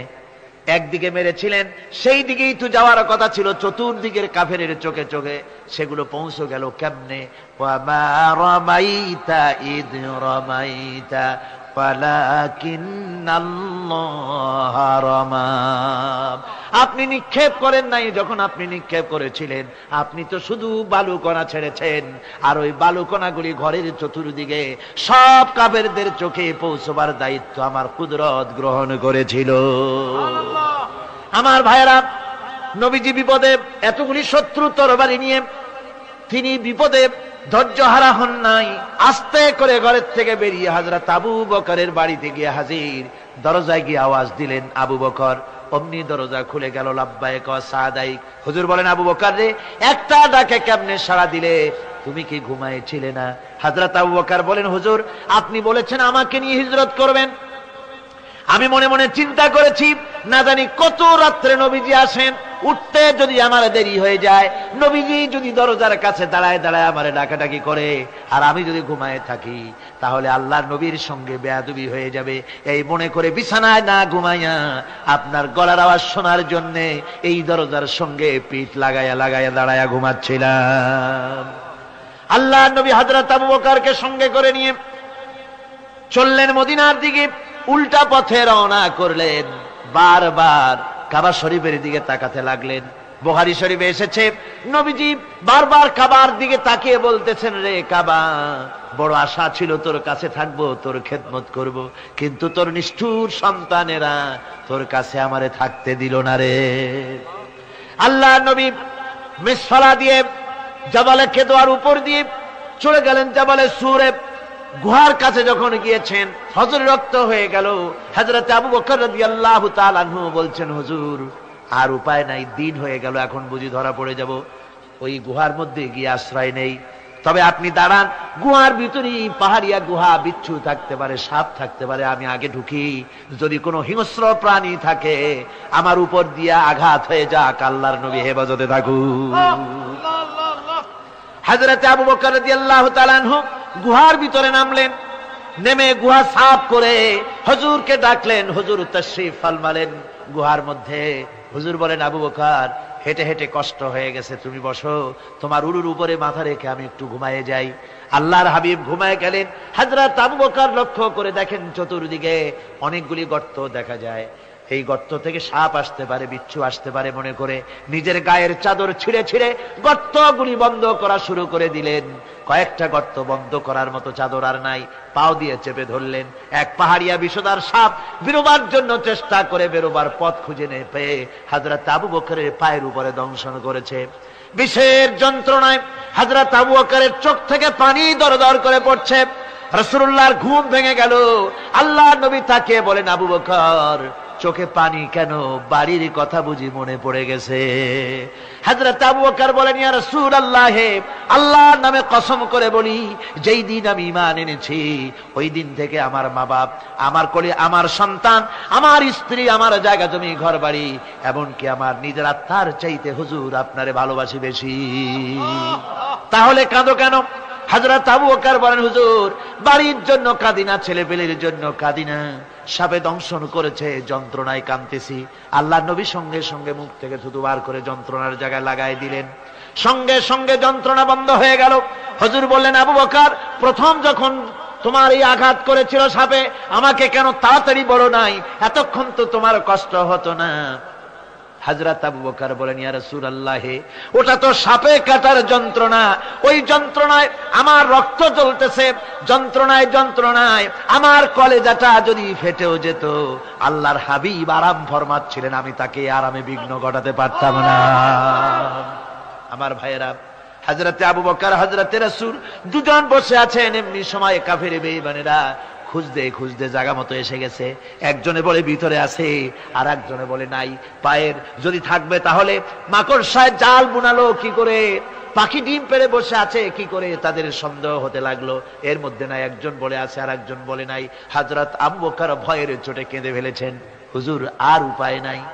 এই যে অবস্থা, এই অবস্থার ভিতরে, এই অবস্থার ভেতরেও আল্লাহ নবী এতটুকু ঘাবড়ে যান নাই। শত্রুরা তরবারি নিয়ে এসেছে, সুযোগ পেলেই একটু তাকালেই দেখতে পাবে, তুলে মেরে ফেলে দেবে। আল্লাহর হাবিব মোটেই ধৈর্য হারালেন না, এতটুকু হতাশ হলেন না। আল্লাহ পাকের হাবিব তার সাথীকে কি বললেন? তখন কোরআনে কারীম সূরা তাওবার মধ্যে আল্লাহ তা উদ্ধৃত করেছেন মুমিনদের জন্য, ইযহুমা ফিল গার ইয ইয়াকুলু লিসাহিবিহি লা তাহজান ইন্নাল্লাহা মা'ানা। ও আমার সাথী, ও বন্ধু, ভয় করো না, চিন্তা করো না, আমরা মাইনরিটি নই, আমরাই মেজরিটি। তার কারণ আল্লাহ আমাদের সাথে আছেন। সুবহানাল্লাহ। রাসূলুল্লাহ সাল্লাল্লাহু আলাইহি ওয়াসাল্লাম অত্যন্ত সাদাসিধে জীবন যাপন করতেন। হিজরত করে মদিনায় গিয়ে ইসলামী রাষ্ট্র কায়েম করার পরও তার দায়িত্বটা কাটেনি। হাদিসে এসেছে সে কথা। হযরত আবু হুরায়রা রাদিয়াল্লাহু তাআলা আনহু বলেন, আমি রাসূলুল্লাহর কাছে গেলাম, হুজুরকে গিয়ে সালাম করলাম, আল্লাহর নবী সালামের জবাব দিলেন, কিন্তু দেখতে পেলাম মুখ নড়ে, আওয়াজ বেরোলো না। কারণ কি? কাছে গিয়ে দেখি নবীজি ক্ষুধার যন্ত্রণায় কথা বলতেছেন, আওয়াজ বেরোতেছে না। এত ক্ষুধা লেগেছে আল্লাহর নবীর। 2-4 দিন চলে গেছে, খাবার নাই। রাসূলুল্লাহ সমস্ত গনিমতের মাল, যাকাত সদকার মালগুলি, খাদ্য দ্রব্যগুলি দুহাতে বিতরণ করেছেন। নিজের পেটে খাবার নাই, মানুষকে দিতেছেন। দিতে দিতে এশার নামাজ পড়ে নবীজি ঘরের মধ্যে প্রবেশ করে হযরত আয়েশা সিদ্দিকা রাদিয়াল্লাহু তাআলা আনহাকে ডেকে বলেন, আয়েশা রে, সারাদিন কষ্ট করেছি, দারুণ ক্ষুধা লেগেছে, তাড়াতাড়ি করে কিছু খাবার আমারে এনে দাও। হযরত আয়েশা হুজুরের ক্ষুধার্ত শ্রান্ত ক্লান্ত চেহারার দিকে তাকাইয়া হযরত আয়েশা কেঁদে ফেলেছেন। হযরত মা আয়েশা কাঁদেন আর বলেন, ইয়া রাসূলুল্লাহ, হে আল্লাহর নামের কসম করে বলি, আমি আয়েশার ঘরে কোনো পানি ছাড়া কোনো খাবার নাই। এই ছিল রাসূলের আদর্শ।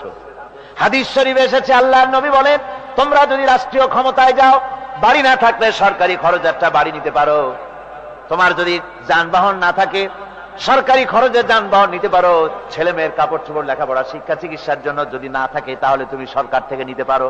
কিন্তু এর থেকে এক চুল পরিমাণ যদি পাও বাড়াও, সরকারের মাল জনগণের মাল, এর থেকে প্রয়োজনের বাইরে যদি তুমি নিজের জন্য নিতে থাকো, কিয়ামতের দিন আল্লাহর দরবারে চোরের কাতারে তোমারে দাঁড়ানো লাগবে। দুনিয়ায় যত সম্মান পাও না কেন, কিয়ামতে আল্লাহর দরবারে কিসের কাতারে দাঁড়াবে? চোরের কাতারে দাঁড়াতে হবে। রাসূল পাক সাল্লাল্লাহু আলাইহি ওয়াসাল্লাম এমন এক সমাজ কায়েম করেছিলেন। আমার হতাশাগ্রস্ত ছাত্ররা, যেসব ছাত্ররা সমাজতন্ত্র তোমরা করো, যারা সমাজতন্ত্র করতে হতাশাগ্রস্ত হয়েছে, এখন যাব কোথায় বলে হতাশ হয়ে গিয়েছো তোমরা, আমরা তোমাদেরকে দাওয়াত দেই, কোরআনের মাহফিল থেকে দাওয়াত দেই, ফিরে আসো। হতাশ হওয়ার কোনো কারণ নাই। লেনিন মরার, ও মরে গেছে। কার্ল মার্কস মরার, মরে গেছে, পচে গেছে, গলে গেছে, দুনিয়া থেকে শেষ হয়ে গিয়েছে।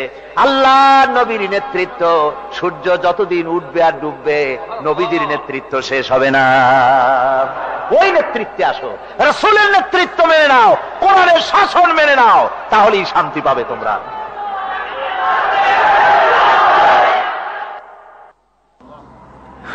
আল্লাহর নবী দুপুরে আরাম করতেছিলেন। হযরত ওমর বলেন, আমি দেখতে গিয়েছিলাম রাসূলুল্লাহকে, আমি যাই সালাম দিলাম, হুজুর উঠে বসলেন। আমি দেখি খেজুরের পাতা দিয়া বুনানো দড়ি, সেই দড়ি দিয়া বুনানো খাটিয়া এখনো মক্কা মদিনায় আছে, যারা হজ করতে গেছেন দেখেছেন। ওই দড়ি দিয়া বুনানো খাটিয়া, ওর উপরে তোশক নাই, বিছানার চাদর নাই, নিজের হাত মোবারক মাথার তলে দিয়া রাসূল শুয়ে আছেন। ওমরকে দেখে হুজুর উঠে বসলেন। ওমর বলেন, আমি রাসূলের পিঠের দিকে তাকায় দেখি দড়িগুলোর দাগ কেটে আছে। আমি সহ্য করতে পারলাম না, আমি শিশুর মতো ডুকরে কেঁদে উঠলাম, বললাম, ইয়া রাসূলুল্লাহ, এই পৃথিবীর কাফির বেঈমানেরা এত শান্তি করলো দুনিয়ায়, আর আল্লাহর হাবিবের পিঠে দড়ির দাগ বরদাস্ত করতে পারছি না। আপনি আমার অনুমতি দেন, একটা তোশক আপনার জন্য বানায় দেই। হুজুর আমার বলেন, ওমর রে, শোনো, দুনিয়ায় শান্তি করার জন্য আমি আসি নাই। আমি যদি হুকুম করি উহুদ পাহাড় আমার জন্য সোনায় পরিণত হয়ে যা, উহুদ পাহাড়টা আমার জন্য সোনা হয়ে যেতে পারে। আমি দুনিয়ায় শান্তির জন্য আসি নাই, এসেছি মানবতার মুক্তির জন্য। পৃথিবীর মানুষগুলিকে বাঁচাতে এসেছি, সাদা কালো মানুষের ব্যবধান দূর করতে এসেছি। রাসূলুল্লাহ নারীর অধিকার দিলেন, সাদা কালা মানুষের ব্যবধান দূর করে দিলেন। পাহাড় সমান উঁচা সাদা কালা মানুষের অধিকারকে প্রতিষ্ঠিত করলেন, বললেন মানুষে মানুষে কোনো পার্থক্য নাই। আরবের উপরে অনারবের, অনারবের উপরে আরবের, ভাষার, সাদার উপরে কালোর, কালোর উপরে সাদার, কোন বর্ণ বৈষম্য ইত্যাদি দিয়ে মানুষের ফজিলত হয় না। মানুষের মর্যাদা বাড়ে। ইন্না আকরামাকুম ইনদাল্লাহি আতকাকুম, মানুষের মধ্যে মর্যাদা তোমাদের মধ্যে আল্লাহর কাছে তার, যে ব্যক্তি তোমাদের মধ্যে আল্লাহকে বেশি ভয় করে। সুবহানাল্লাহ কোন, সুবহানাল্লাহ কোন। আমার ভাইয়েরা, নবীজি মদিনা মুনাওয়ারায় ইসলামী রাষ্ট্রের রাষ্ট্রপ্রধান হয়েছেন। আজ বাজারে যেতেছেন, যাওয়ার সময় ডেকে ডেকে বলেন, বিধবাদের বাড়ির সামনে দিয়ে যায়, তোমাদের বাজার লাগবে নাকি? এতিমের বাড়ির সামনে থেকে যায়, তোমাদের বাজার লাগবে নাকি? আমারে বলো, আমি বাজার করে এনে দেব। নিজের পেটে খাবার নাই, দুয়ারে দুয়ারে খাবার পৌঁছে গেছে, খাবারের অভাব নাই, মানুষ খাওয়া পেয়েছে, পড়া পেয়েছে, চুরি ডাকাতি বন্ধ হয়ে গেছে। হুজুর বলেন খায়রুল কুরুনে কারনি, সর্বশ্রেষ্ঠ যুগ আমার যুগ। সুদ বন্ধ হয়ে গেল। রাসূলুল্লাহ বললেন সুদ আর চলবে না, হারাম। সুদ বন্ধ হয়ে গেল। হুজুর ব্যাংক চালু করে দিলেন। ব্যাংকের নাম হলো বাইতুল মাল। কি নাম হলো? এই ব্যাংক যেদিন রাসূলুল্লাহ উদ্বোধন করেন, আল্লাহর নবী বাইতুল মাল ব্যাংক উদ্বোধনের দিনে যে বক্তৃতা করলেন, বুখারীতে সেই বক্তৃতা লেখা হয়ে গেল। আল্লাহর নবী বলেন মান তারাকা দায়নান আও দিয়ান ফালাইয়া, আমার এই রাষ্ট্রের ভিতরে কোন মানুষ যদি ঋণগ্রস্ত অবস্থায় মারা যায় আর ঋণ পরিশোধ করার মতো অর্থ যদি তার কাছে না থাকে, তাহলে তার ঋণ পরিশোধের দায়িত্ব, তার বিধবা স্ত্রী আর তার এতিম বাল বাচ্চার সব দায়িত্ব আমি মুহাম্মদ সাল্লাল্লাহু আলাইহি ওয়াসাল্লাম আমার কাঁধের উপরে উঠাইয়া নিলাম। এমন সুন্দর রাষ্ট্র চালু হয়ে গেছে, মানুষ খাবার পেয়েছে, পড়ার পেয়েছে।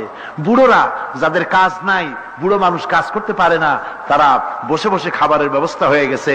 যুবকদের চাকরি হয়ে গেছে, বেকার কেউ আর বেকার নাই, সব কাজে ব্যস্ত হয়ে গেছে, মানুষের কাছে কাজ মিলেছে। কৃষক তাদের উৎপাদিত পণ্যের সঠিক মূল্য পাচ্ছে, শ্রমিক শ্রমের মর্যাদা পাচ্ছে, শ্রমিক মর্যাদা পাচ্ছে। রাসূলুল্লাহ বলেছেন শ্রমিক আর মালিক, মনিব আর গোলামের সম্পর্ক না, সম্পর্ক ভাই ভাই। সম্পর্ক কি? শ্রমিকের মর্যাদা রাসূলুল্লাহ এভাবে দিলেন, নিজে শ্রম দিলেন। মদিনার 8 বছর চলে যাওয়ার পর হযরত আয়েশা রাসূলুল্লাহকে দেখলেন মাজা কুজা। হযরত আয়েশা বলেন হুজুর মাজাটা কুজা কেন? বয়সের কারণে হলো নাকি? হুজুর বলেন না, বয়সের কারণে হয় নাই। এই মদিনার চতুর্দিকে কাফির বেঈমানেরা যখন মদিনাকে আক্রমণ করেছিল, আমি তখন মদিনার চতুর্দিকে খন্দক পরিখা খনন করেছিলাম, 3 মাইল লম্বা, 15 ফিট গভীর, 30 ফিট চওড়া। সাহাবীরা মাটি কেটেছে, আমি মাটি বহন করেছি, আবার আমি মাটি কেটেছি, সাহাবীরা মাটি কেটেছে। মাটি কেটে আর মাটির ঝুড়ি বহন করে করে কোমরে যে বেদনা হয়েছিল আজ পর্যন্ত সেই বেদনা সেরে যায় নাই। এই হলো আমার রাসূল, এ হলো বিশ্ব নবী। কি নবী? সিল্লা এখন কি নবী?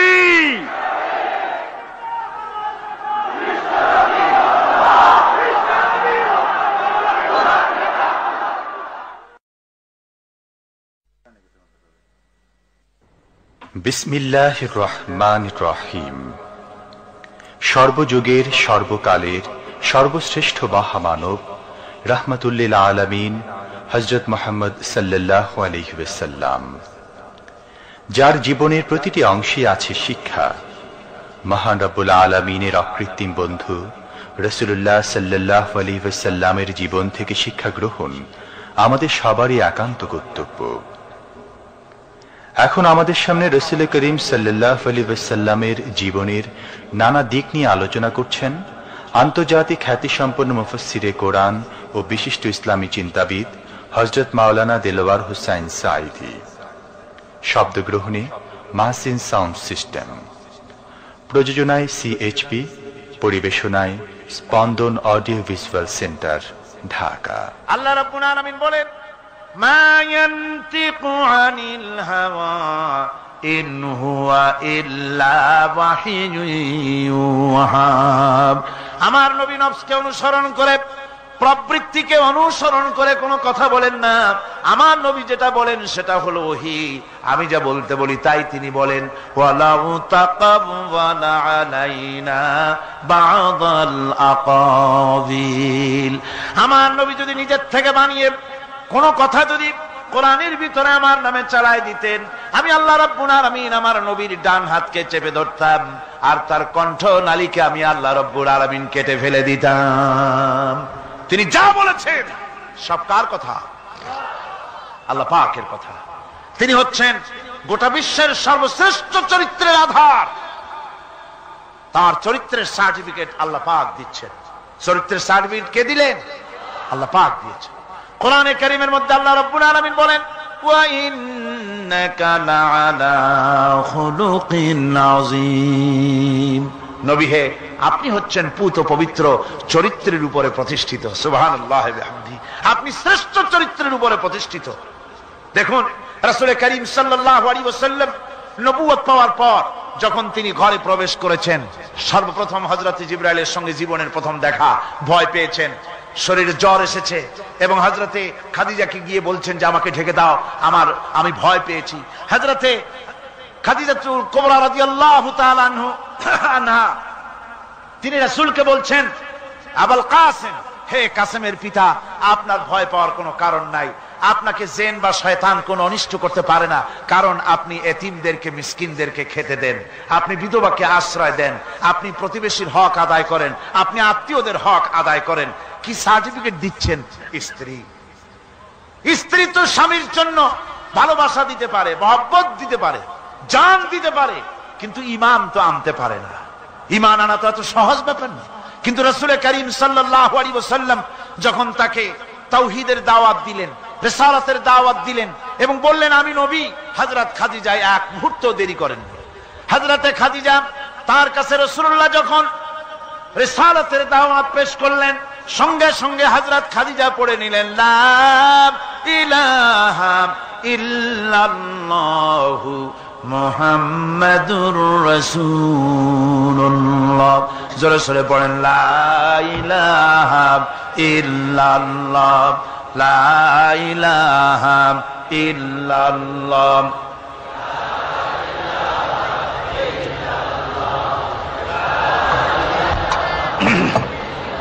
মুহাব্বতের সাথে জোরে জোরে পড়েন লা ইলাহা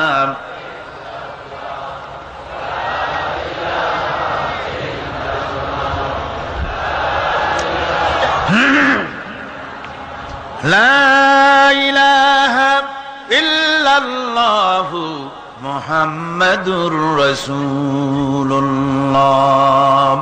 আমার বন্ধুগণ, রাসূল করিম সাল্লাল্লাহু আলাইহি ওয়াসাল্লামের উপরে স্ত্রী ঈমান আনলেন। খাদেম ছিলেন হযরতে যায়েদ।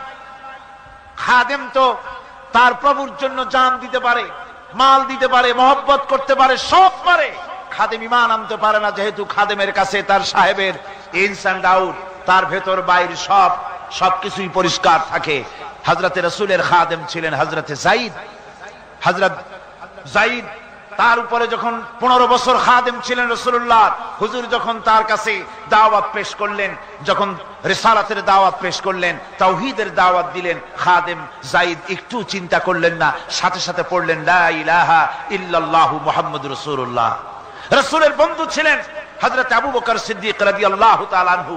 20 বছরের বন্ধু। কত বছরের বন্ধু? 20 বছর। 20 বছর বসে একজন বন্ধু আর একজন বন্ধুকে চিনতে মোটেই কিছু বাকি থাকে না। হযরত আবু বকর রাদিয়াল্লাহু তাআলা আনহু তার কাছে যখন রাসূলুল্লাহ নবুয়তের দাওয়াত পেশ করলেন, হযরতে আবু বকর রাদিয়াল্লাহু তাআলা আনহু এক মুহূর্ত দেরি করেন নাই, বলেছেন আপনার চরিত্র নবুয়তের চরিত্র। আগেই বুঝতে পেরেছি সাধারণ মানুষের চরিত্র এমন হতে পারে না। তিনিও কালেমা পড়ে মুসলমান হয়ে গেলেন। সাহাবায়ে কেরাম রাসূলের প্রতি এই মহব্বত, এই শ্রদ্ধা তারা পোষণ করেছেন। নবী তার চরিত্র দিয়ে মানুষের সামনে নিজেকে প্রকাশ করেছেন। তার চরিত্র দুই রকম ছিল না, চরিত্র একরকম ছিল। ব্যক্তিগত চরিত্র আর পারিবারিক চরিত্র দুরকম না। তার ব্যক্তিগত যে চরিত্র ওইটাই ছিল তার ঘরের চরিত্র, যেটা ছিল ঘরের সেটাই ছিল বাইরের। হযরত আয়েশা সিদ্দিকা রাদিয়াল্লাহু তাআলা আনহা সাহাবীদের প্রশ্নের জবাবে বলেছেন রাসূলের চরিত্র হচ্ছে কোরআন। রাসূলের চরিত্র কি? কোরআন। রাসূলুল্লাহ এই পৃথিবীতে কেন আসছেন? আসার কারণ হলো তিনি হচ্ছেন আদর্শ। আল্লাহর নবী বলেছেন লাকাদ কানা লাকুম ফি রাসূলিল্লাহি উসওয়াতুন হাসানাহ, তোমাদের জন্য গ্রহণযোগ্য মহত্তম আদর্শ হতেছে তোমাদের রাসূল।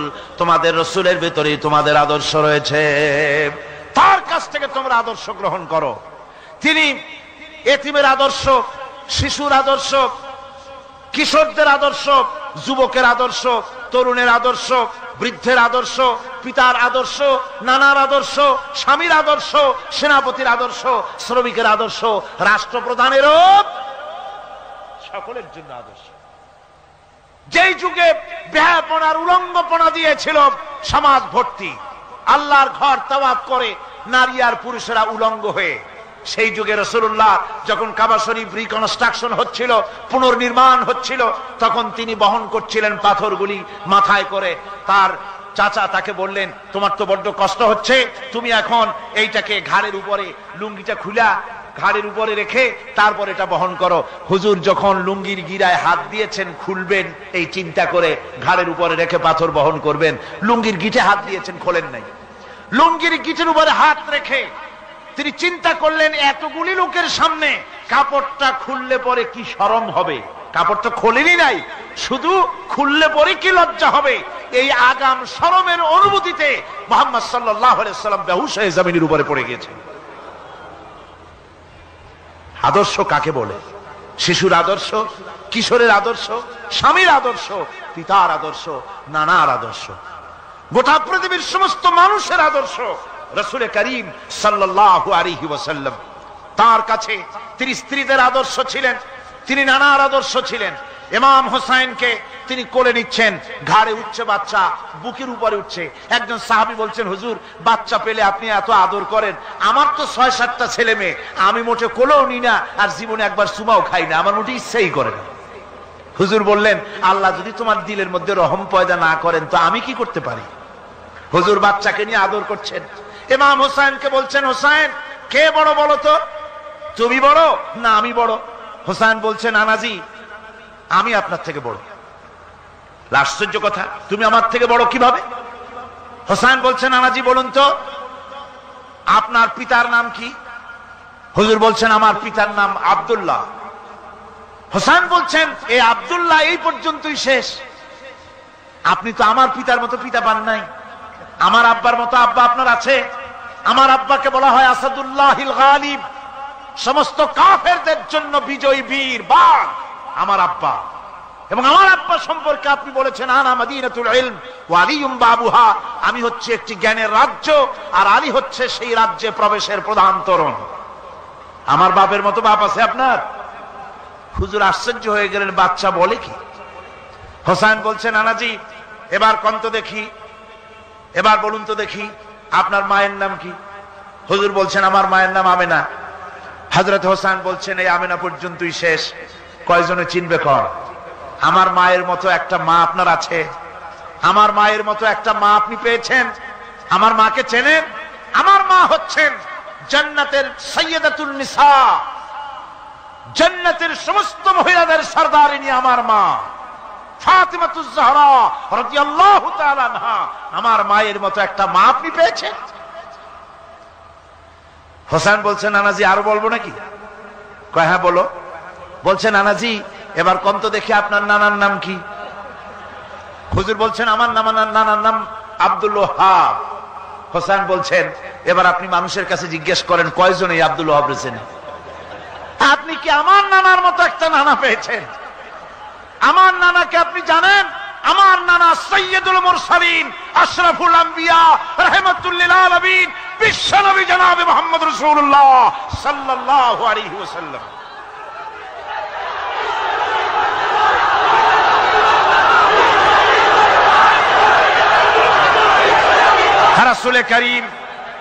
রাসূল করিম সাল্লাল্লাহু আলাইহি ওয়াসাল্লাম হোসেনকে বুকের সাথে জড়িয়ে ধরে হোসেনের ঠোঁটের উপরে, তার চিবুকের উপরে, তার গণ্ডদেশে, তার কপলে বারবার চুমো খেতে লাগলেন আর বললেন, নানা আমি আজকে তোমার সামনে হেরে গেলাম। সুবহানাল্লাহি ওয়া বিহামদিহি। কি আদর করতেন তিনি বাচ্চাদেরকে। রাসূলুল্লাহ রাস্তা দিয়ে যেতেন আর বাচ্চারা খেলাধুলা ছেড়ে রাসূলের কাছে ছুটে আসতো। একবার তো রাসূলুল্লাহ একটা বাচ্চার মাথায় হাত বুলিয়ে খেলা ছেড়ে দিয়ে ছুটে আসছে। হুজুর তাকে জিজ্ঞেস করলেন, তোমার সাথে যে পাখিটা থাকতো সেই লাল পাখিটা কই? ছেলে তো কেঁদে ফেললো। ছেলে বলে ফেললো যে আপনি বিশ্বনবী, আমি একটা ছোট্ট মানুষ, আমার পাখির খবর আপনি রাখেন। সুবহানাল্লাহি ওয়া বিহামদিহি। রাসূলুল্লাহ তার চরিত্র দিয়ে মানুষকে জয় করেছিলেন, মহব্বত দিয়ে।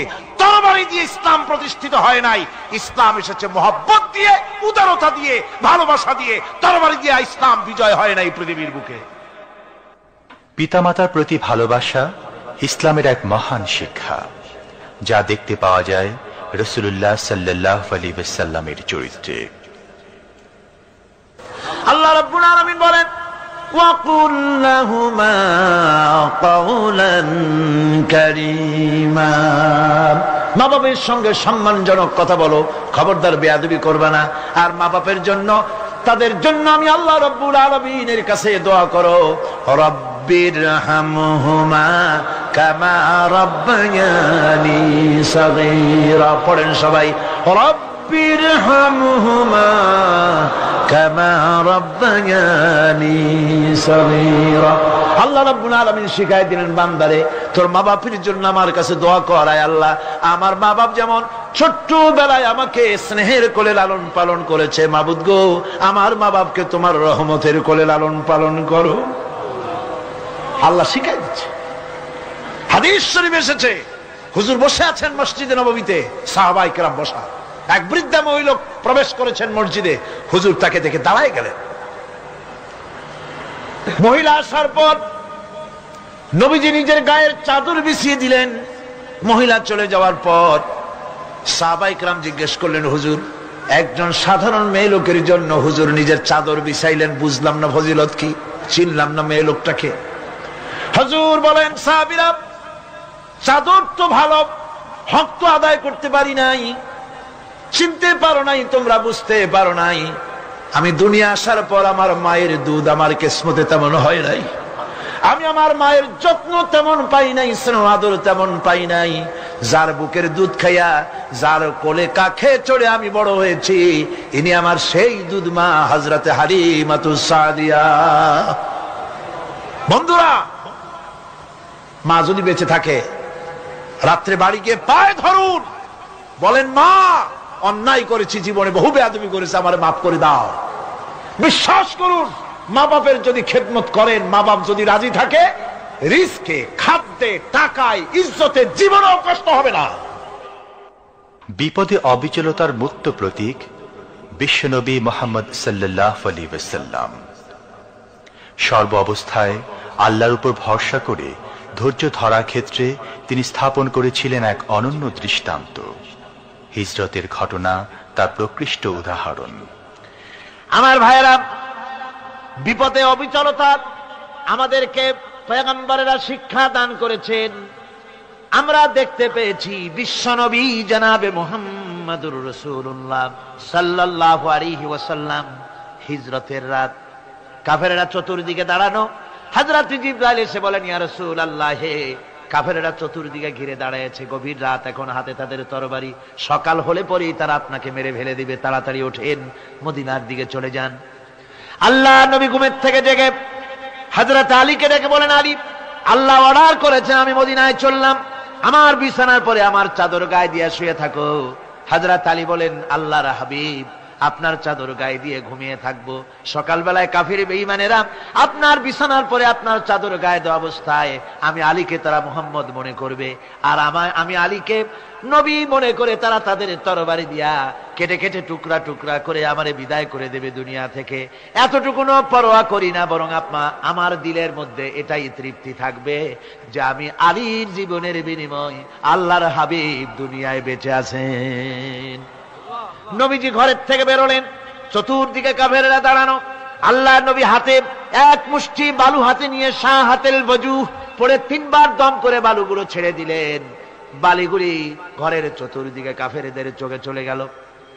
পরবর্তী সময় রব্বুল আলামিন ডেকে বলেন, নবীরে, বালি যখন নিক্ষেপ আপনি করেছিলেন, ধুলাগুলি আপনি তো শুধু নিক্ষেপ করেছিলেন, কিন্তু চতুর্দিকে কাফেরদের চোখে গেল কেমনে? একদিকে মেরেছিলেন, সেই দিকেই তো যাওয়ার কথা ছিল, চতুর্দিকের কাফেরের চোখে চোখে সেগুলো পৌঁছে গেল কেমনে? ওয়ামা রামাইতা ইদ রামাইতা ওয়ালাকিন্নাল্লাহ রামা। আপনি নিক্ষেপ করেন নাই, যখন আপনি নিক্ষেপ করেছিলেন আপনি তো শুধু বালুকণা ছেড়েছেন, আর ওই বালুকণাগুলি ঘরের চতুর্দিকে সব কাফেরদের চোখে পৌঁছবার দায়িত্ব আমার কুদরত গ্রহণ করেছিল। আমার ভাইয়েরা, নবীজি বিপদে এতগুলি শত্রু তরবারি নিয়ে তিনি বিপদে ধৈর্য হারা হন নাই। আস্তে করে ঘরের থেকে বেরিয়ে হযরত আবু বকরের বাড়িতে গিয়ে হাজির। দরজায় গিয়ে আওয়াজ দিলেন, আবু বকর। অমনি দরজা খুলে গেল। লাব্বাইক ওয়া সাদাইক। হুজুর বলেন, আবু বকর রে, একটা ডাকে কেমনে সাড়া দিলে? তুমি কি ঘুমাইছিলে না? হযরত আবু বকর বলেন, হুজুর আপনি বলেছেন আমাকে নিয়ে হিজরত করবেন, আমি মনে মনে চিন্তা করেছি না জানি কত রাত্রে নবীজি আসেন, উঠতে যদি আমার দেরি হয়ে যায়, নবীজি যদি দরজার কাছে দাঁড়ায় দাঁড়ায় আমারে ডাকাডাকি করে আর আমি যদি ঘুমায় থাকি, তাহলে আল্লাহর নবীর সঙ্গে বেয়াদবি হয়ে যাবে। এই মনে করে বিছানায় না ঘুমাইয়া আপনার গলার আওয়াজ শোনার জন্য এই দরজার সঙ্গে পিঠ লাগাইয়া লাগাইয়া দাঁড়াইয়া ঘুমাচ্ছিলাম। আল্লাহর নবী হযরত আবু বকরকে সঙ্গে করে নিয়ে চললেন মদিনার দিকে, উল্টা পথে রওনা করলেন। বারবার কাবা শরীফের দিকে তাকাতে লাগলেন। বুখারী শরীফে এসেছে, নবীজি বারবার কাবার দিকে তাকিয়ে বলতেছেন, রে কাবা, বড় আশা ছিল তোর কাছে থাকবো, তোর খেদমত করব, কিন্তু তোর নিষ্ঠুর সন্তানেরা তোর কাছে আমারে থাকতে দিল না রে। আল্লাহ নবী মিসফালা দিয়ে জাবালে কেদোয়ার উপর দিয়ে চলে গেলেন জাবালে সুরে। গুহার কাছে যখন গিয়েছেন, হযরত রক্ত হয়ে গেল। হযরত আবু বকর রাদিয়াল্লাহু তাআলা আনহু বলছেন, হুজুর আর উপায় নাই, দিন হয়ে গেল, এখন বুঝি ধরা পড়ে যাব, ওই গুহার মধ্যে গিয়ে আশ্রয় নেই। তবে আপনি দাঁড়ান, গুহার ভিতরে পাহাড়িয়া গুহা, বিচ্ছু থাকতে পারে, সাপ থাকতে পারে, আমি আগে ঢুকি, যদি কোনো হিংস্র প্রাণী থাকে আমার উপর দিয়া আঘাত হয়ে যাক, আল্লাহর নবী হেফাজতে থাকুক। হযরত আবু বকর রাদিয়াল্লাহু তাআলা আনহু গুহার ভিতরে নামলেন। নেমে গুহা সাফ করে হুজুরকে ডাকলেন। হুজুর তাশরীফ ফরমালেন গুহার মধ্যে।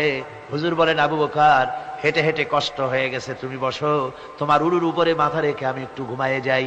আল্লাহর হাবিব ঘুমায়ে গেলেন। হযরত আবু বকর লক্ষ্য করে দেখেন চতুর্দিকে অনেকগুলি গর্ত দেখা যায়। এই গর্ত থেকে সাপ আসতে পারে, বিচ্ছু আসতে পারে মনে করে নিজের গায়ের চাদর ছিঁড়ে ছিঁড়ে গর্তগুলি বন্ধ করা শুরু করে দিলেন। কয়েকটা গর্ত বন্ধ করার মতো চাদর আর নাই, পাও দিয়ে চেপে ধরলেন। এক পাহাড়িয়া বিষধর সাপ বেরোবার জন্য চেষ্টা করে বেরোবার পথ খুঁজে না পেয়ে হযরত আবু বকরের পায়ের উপরে দংশন করেছে।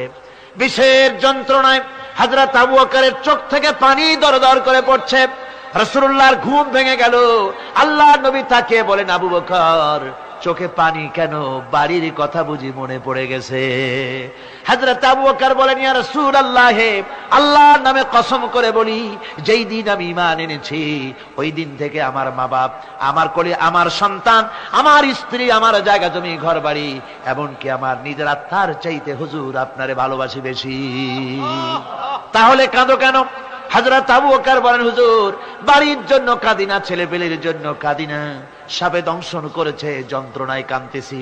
আল্লাহ নবী সঙ্গে সঙ্গে মুখ থেকে থুতু বার করে যন্ত্রণার জায়গায় লাগাই দিলেন। সঙ্গে সঙ্গে যন্ত্রণা বন্ধ হয়ে গেল। হুজুর বললেন, আবু বকর, প্রথম যখন তোমার এই আঘাত করেছিল সাপে, আমাকে কেন তাড়াতাড়ি বলো নাই? এতক্ষণ তো তোমার কষ্ট হতো না।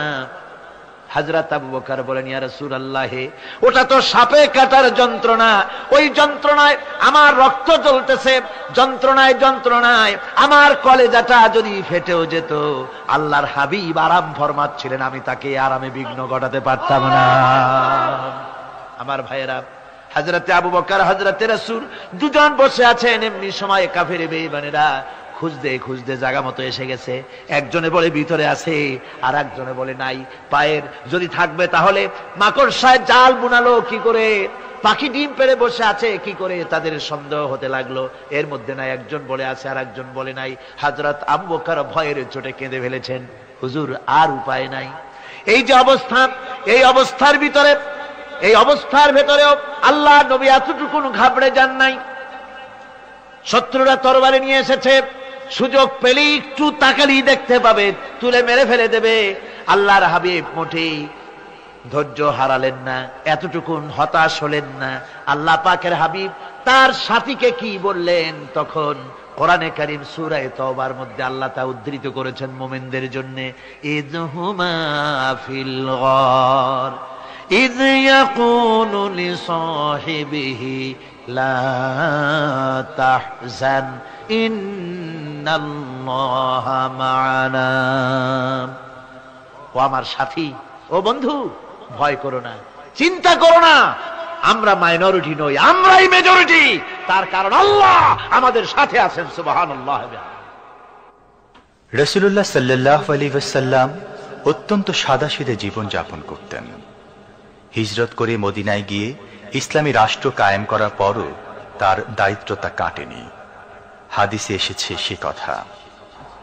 হযরত আবু হুরায়রা রাদিয়াল্লাহু তাআলা আনহু বলেন, আমি রাসূলুল্লাহর কাছে গেলাম, হুজুরকে গিয়ে সালাম করলাম, আল্লাহর নবী সালামের জবাব দিলেন, কিন্তু দেখতে পেলাম মুখ নড়ে, আওয়াজ বেরোলো না। কারণ কি? কাছে গিয়ে দেখি নবীজি ক্ষুধার যন্ত্রণায় কথা বলতেছেন, আওয়াজ বেরোতেছে না। এত ক্ষুধা লেগেছে আল্লাহর নবীর। 2-4 দিন চলে গেছে, খাবার নাই। রাসূলুল্লাহ সমস্ত গনিমতের মাল, যাকাত সদকার মালগুলি, খাদ্য দ্রব্যগুলি দুহাতে বিতরণ করেছেন। নিজের পেটে খাবার নাই, মানুষকে দিতেছেন। দিতে দিতে এশার নামাজ পড়ে নবীজি ঘরের মধ্যে প্রবেশ করে হযরত আয়েশা সিদ্দিকা রাদিয়াল্লাহু তাআলা আনহাকে ডেকে বলেন, আয়েশা রে, সারাদিন কষ্ট করেছি, দারুণ ক্ষুধা লেগেছে, তাড়াতাড়ি করে কিছু খাবার আমারে এনে দাও। হযরত আয়েশা হুজুরের ক্ষুধার্ত শ্রান্ত ক্লান্ত চেহারার দিকে তাকাইয়া হযরত আয়েশা কেঁদে ফেলেছেন। হযরত মা আয়েশা কাঁদেন আর বলেন, ইয়া রাসূলুল্লাহ, হে আল্লাহর নামের কসম করে বলি, আমি আয়েশার ঘরে কোনো পানি ছাড়া কোনো খাবার নাই। এই ছিল রাসূলের আদর্শ।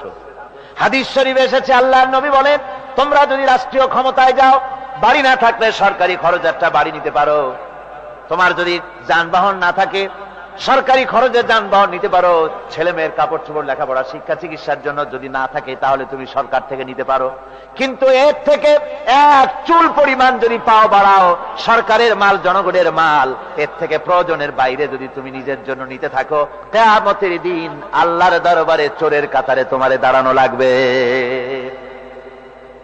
দুনিয়ায় যত সম্মান পাও না কেন, কিয়ামতে আল্লাহর দরবারে কিসের কাতারে দাঁড়াবে? চোরের কাতারে দাঁড়াতে হবে। রাসূল পাক সাল্লাল্লাহু আলাইহি ওয়াসাল্লাম এমন এক সমাজ কায়েম করেছিলেন। আমার হতাশাগ্রস্ত ছাত্ররা, যেসব ছাত্ররা সমাজতন্ত্র তোমরা করো, যারা সমাজতন্ত্র করতে হতাশাগ্রস্ত হয়েছে, এখন যাব কোথায় বলে হতাশ হয়ে গিয়েছো তোমরা, আমরা তোমাদেরকে দাওয়াত দেই, কোরআনের মাহফিল থেকে দাওয়াত দেই, ফিরে আসো। হতাশ হওয়ার কোনো কারণ নাই। লেনিন মরার, ও মরে গেছে। কার্ল মার্কস মরার, মরে গেছে, পচে গেছে, গলে গেছে, দুনিয়া থেকে শেষ হয়ে গিয়েছে। আল্লাহ নবীর নেতৃত্ব, সূর্য যতদিন উঠবে আর ডুববে, নবীজির নেতৃত্ব শেষ হবে না। ওই নেতৃত্বে আসো, রাসূলের নেতৃত্ব মেনে নাও, কোরআনের শাসন মেনে নাও, তাহলেই শান্তি পাবে তোমরা।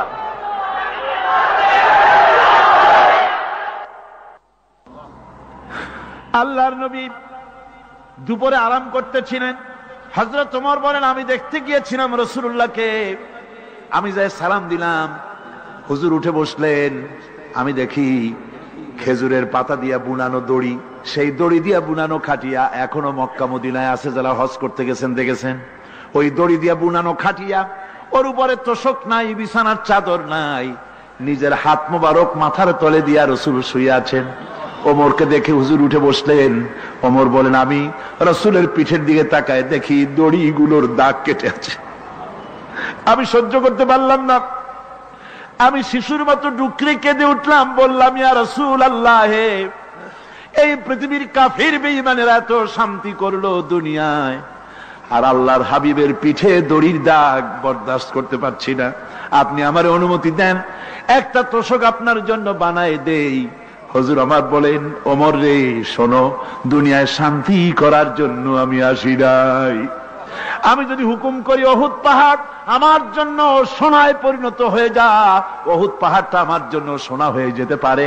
আমি দুনিয়ায় শান্তির জন্য আসি নাই, এসেছি মানবতার মুক্তির জন্য। পৃথিবীর মানুষগুলিকে বাঁচাতে এসেছি, সাদা কালো মানুষের ব্যবধান দূর করতে এসেছি। রাসূলুল্লাহ নারীর অধিকার দিলেন, সাদা কালা মানুষের ব্যবধান দূর করে দিলেন। পাহাড় সমান উঁচা সাদা কালা মানুষের অধিকারকে প্রতিষ্ঠিত করলেন, বললেন মানুষে মানুষে কোনো পার্থক্য নাই। আরবের উপরে অনারবের, অনারবের উপরে আরবের, ভাষার, সাদার উপরে কালোর, কালোর উপরে সাদার, কোন বর্ণ বৈষম্য ইত্যাদি দিয়ে মানুষের ফজিলত হয় না। মানুষের মর্যাদা বাড়ে, ইন্না আকরামাকুম ইনদাল্লাহি আতকাকুম। মানুষের মধ্যে মর্যাদা তোমাদের মধ্যে আল্লাহর কাছে তার, যে ব্যক্তি তোমাদের মধ্যে আল্লাহকে বেশি ভয় করে। সুবহানাল্লাহ কোন, সুবহানাল্লাহ কোন। আমার ভাইয়েরা, নবীজি মদিনা মুনাওয়ারায় ইসলামী রাষ্ট্রের রাষ্ট্রপ্রধান হয়েছেন। আজ বাজারে যেতেছেন, যাওয়ার সময় ডেকে ডেকে বলেন, বিধবাদের বাড়ির সামনে দিয়ে যায়, তোমাদের বাজার লাগবে নাকি? এতিমের বাড়ির সামনে থেকে যায়, তোমাদের বাজার লাগবে নাকি? আমারে বলো, আমি বাজার করে এনে দেব। নিজের পেটে খাবার নাই, দুয়ারে দুয়ারে খাবার পৌঁছে গেছে, খাবারের অভাব নাই, মানুষ খাওয়া পেয়েছে, পড়া পেয়েছে, চুরি ডাকাতি বন্ধ হয়ে গেছে। হুজুর বলেন খায়রুল কুরুনে কারনি, সর্বশ্রেষ্ঠ যুগ আমার যুগ। সুদ বন্ধ হয়ে গেল। রাসূলুল্লাহ বললেন সুদ আর চলবে না, হারাম। সুদ বন্ধ হয়ে গেল। হুজুর ব্যাংক চালু করে দিলেন। ব্যাংকের নাম হলো বাইতুল মাল। কি নাম হলো? এই ব্যাংক যেদিন রাসূলুল্লাহ উদ্বোধন করেন, আল্লাহ নবী বাইতুল মাল ব্যাংক উদ্বোধনের দিনে যে বক্তৃতা করলেন, বুখারীতে সেই বক্তৃতা লেখা হয়ে গেল। আল্লাহ নবী বলেন মান তারাকা দায়নান আউদিয়ান ফালাইয়া, আমার এই রাষ্ট্রের ভিতরে কোন মানুষ যদি ঋণগ্রস্ত অবস্থায় মারা যায় আর ঋণ পরিশোধ করার মতো অর্থ যদি তার কাছে না থাকে, তাহলে তার ঋণ পরিশোধের দায়িত্ব, তার বিধবা স্ত্রী আর তার এতিম বাল বাচ্চার সব দায়িত্ব আমি মুহাম্মদ সাল্লাল্লাহু আলাইহি ওয়াসাল্লাম আমার কাঁধের উপরে উঠাইয়া নিলাম। এমন সুন্দর রাষ্ট্র চালু হয়ে গেছে, মানুষ খাবার পেয়েছে, পড়ার পেয়েছে। বুড়োরা যাদের কাজ নাই, বুড়ো মানুষ কাজ করতে পারে না, তারা বসে বসে খাবারের ব্যবস্থা হয়ে গেছে। যুবকদের চাকরি হয়ে গেছে, বেকার কেউ আর বেকার নাই, সব কাজে ব্যস্ত হয়ে গেছে, মানুষের কাছে কাজ মিলেছে। কৃষক তাদের উৎপাদিত পণ্যের সঠিক মূল্য পাচ্ছে, শ্রমিক শ্রমের মর্যাদা পাচ্ছে, শ্রমিক মর্যাদা পাচ্ছে। রাসূলুল্লাহ বলেছেন শ্রমিক আর মালিক, মনিব আর গোলামের সম্পর্ক না, সম্পর্ক ভাই ভাই। সম্পর্ক কি? শ্রমিকের মর্যাদা রাসূলুল্লাহ এভাবে দিলেন, নিজে শ্রম দিলেন। মদিনার 8 বছর চলে যাওয়ার পর হযরত আয়েশা রাসূলুল্লাহকে দেখলেন মাজা কুজা। হযরত আয়েশা বলেন হুজুর মাজাটা কুজা কেন? বয়সের কারণে হলো নাকি? হুজুর বলেন না, বয়সের কারণে হয় নাই। এই মদিনার চতুর্দিকে কাফির বেঈমানেরা যখন মদিনাকে আক্রমণ করেছিল, আমি তখন মদিনার চতুর্দিকে খন্দক পরিখা খনন করেছিলাম, 3 মাইল লম্বা, 15 ফিট গভীর, 30 ফিট চওড়া। সাহাবীরা মাটি কেটেছে, আমি মাটি বহন করেছি, আবার আমি মাটি কেটেছি, সাহাবীরা মাটি কেটেছে। মাটি কেটে আর মাটির ঝুড়ি বহন করে করে কোমরে যে বেদনা হয়েছিল আজ পর্যন্ত সেই বেদনা সেরে যায় নাই। এই হলো আমার রাসূল, এ হলো বিশ্ব নবী। কি নবী? সিল্লা এখন কি নবী?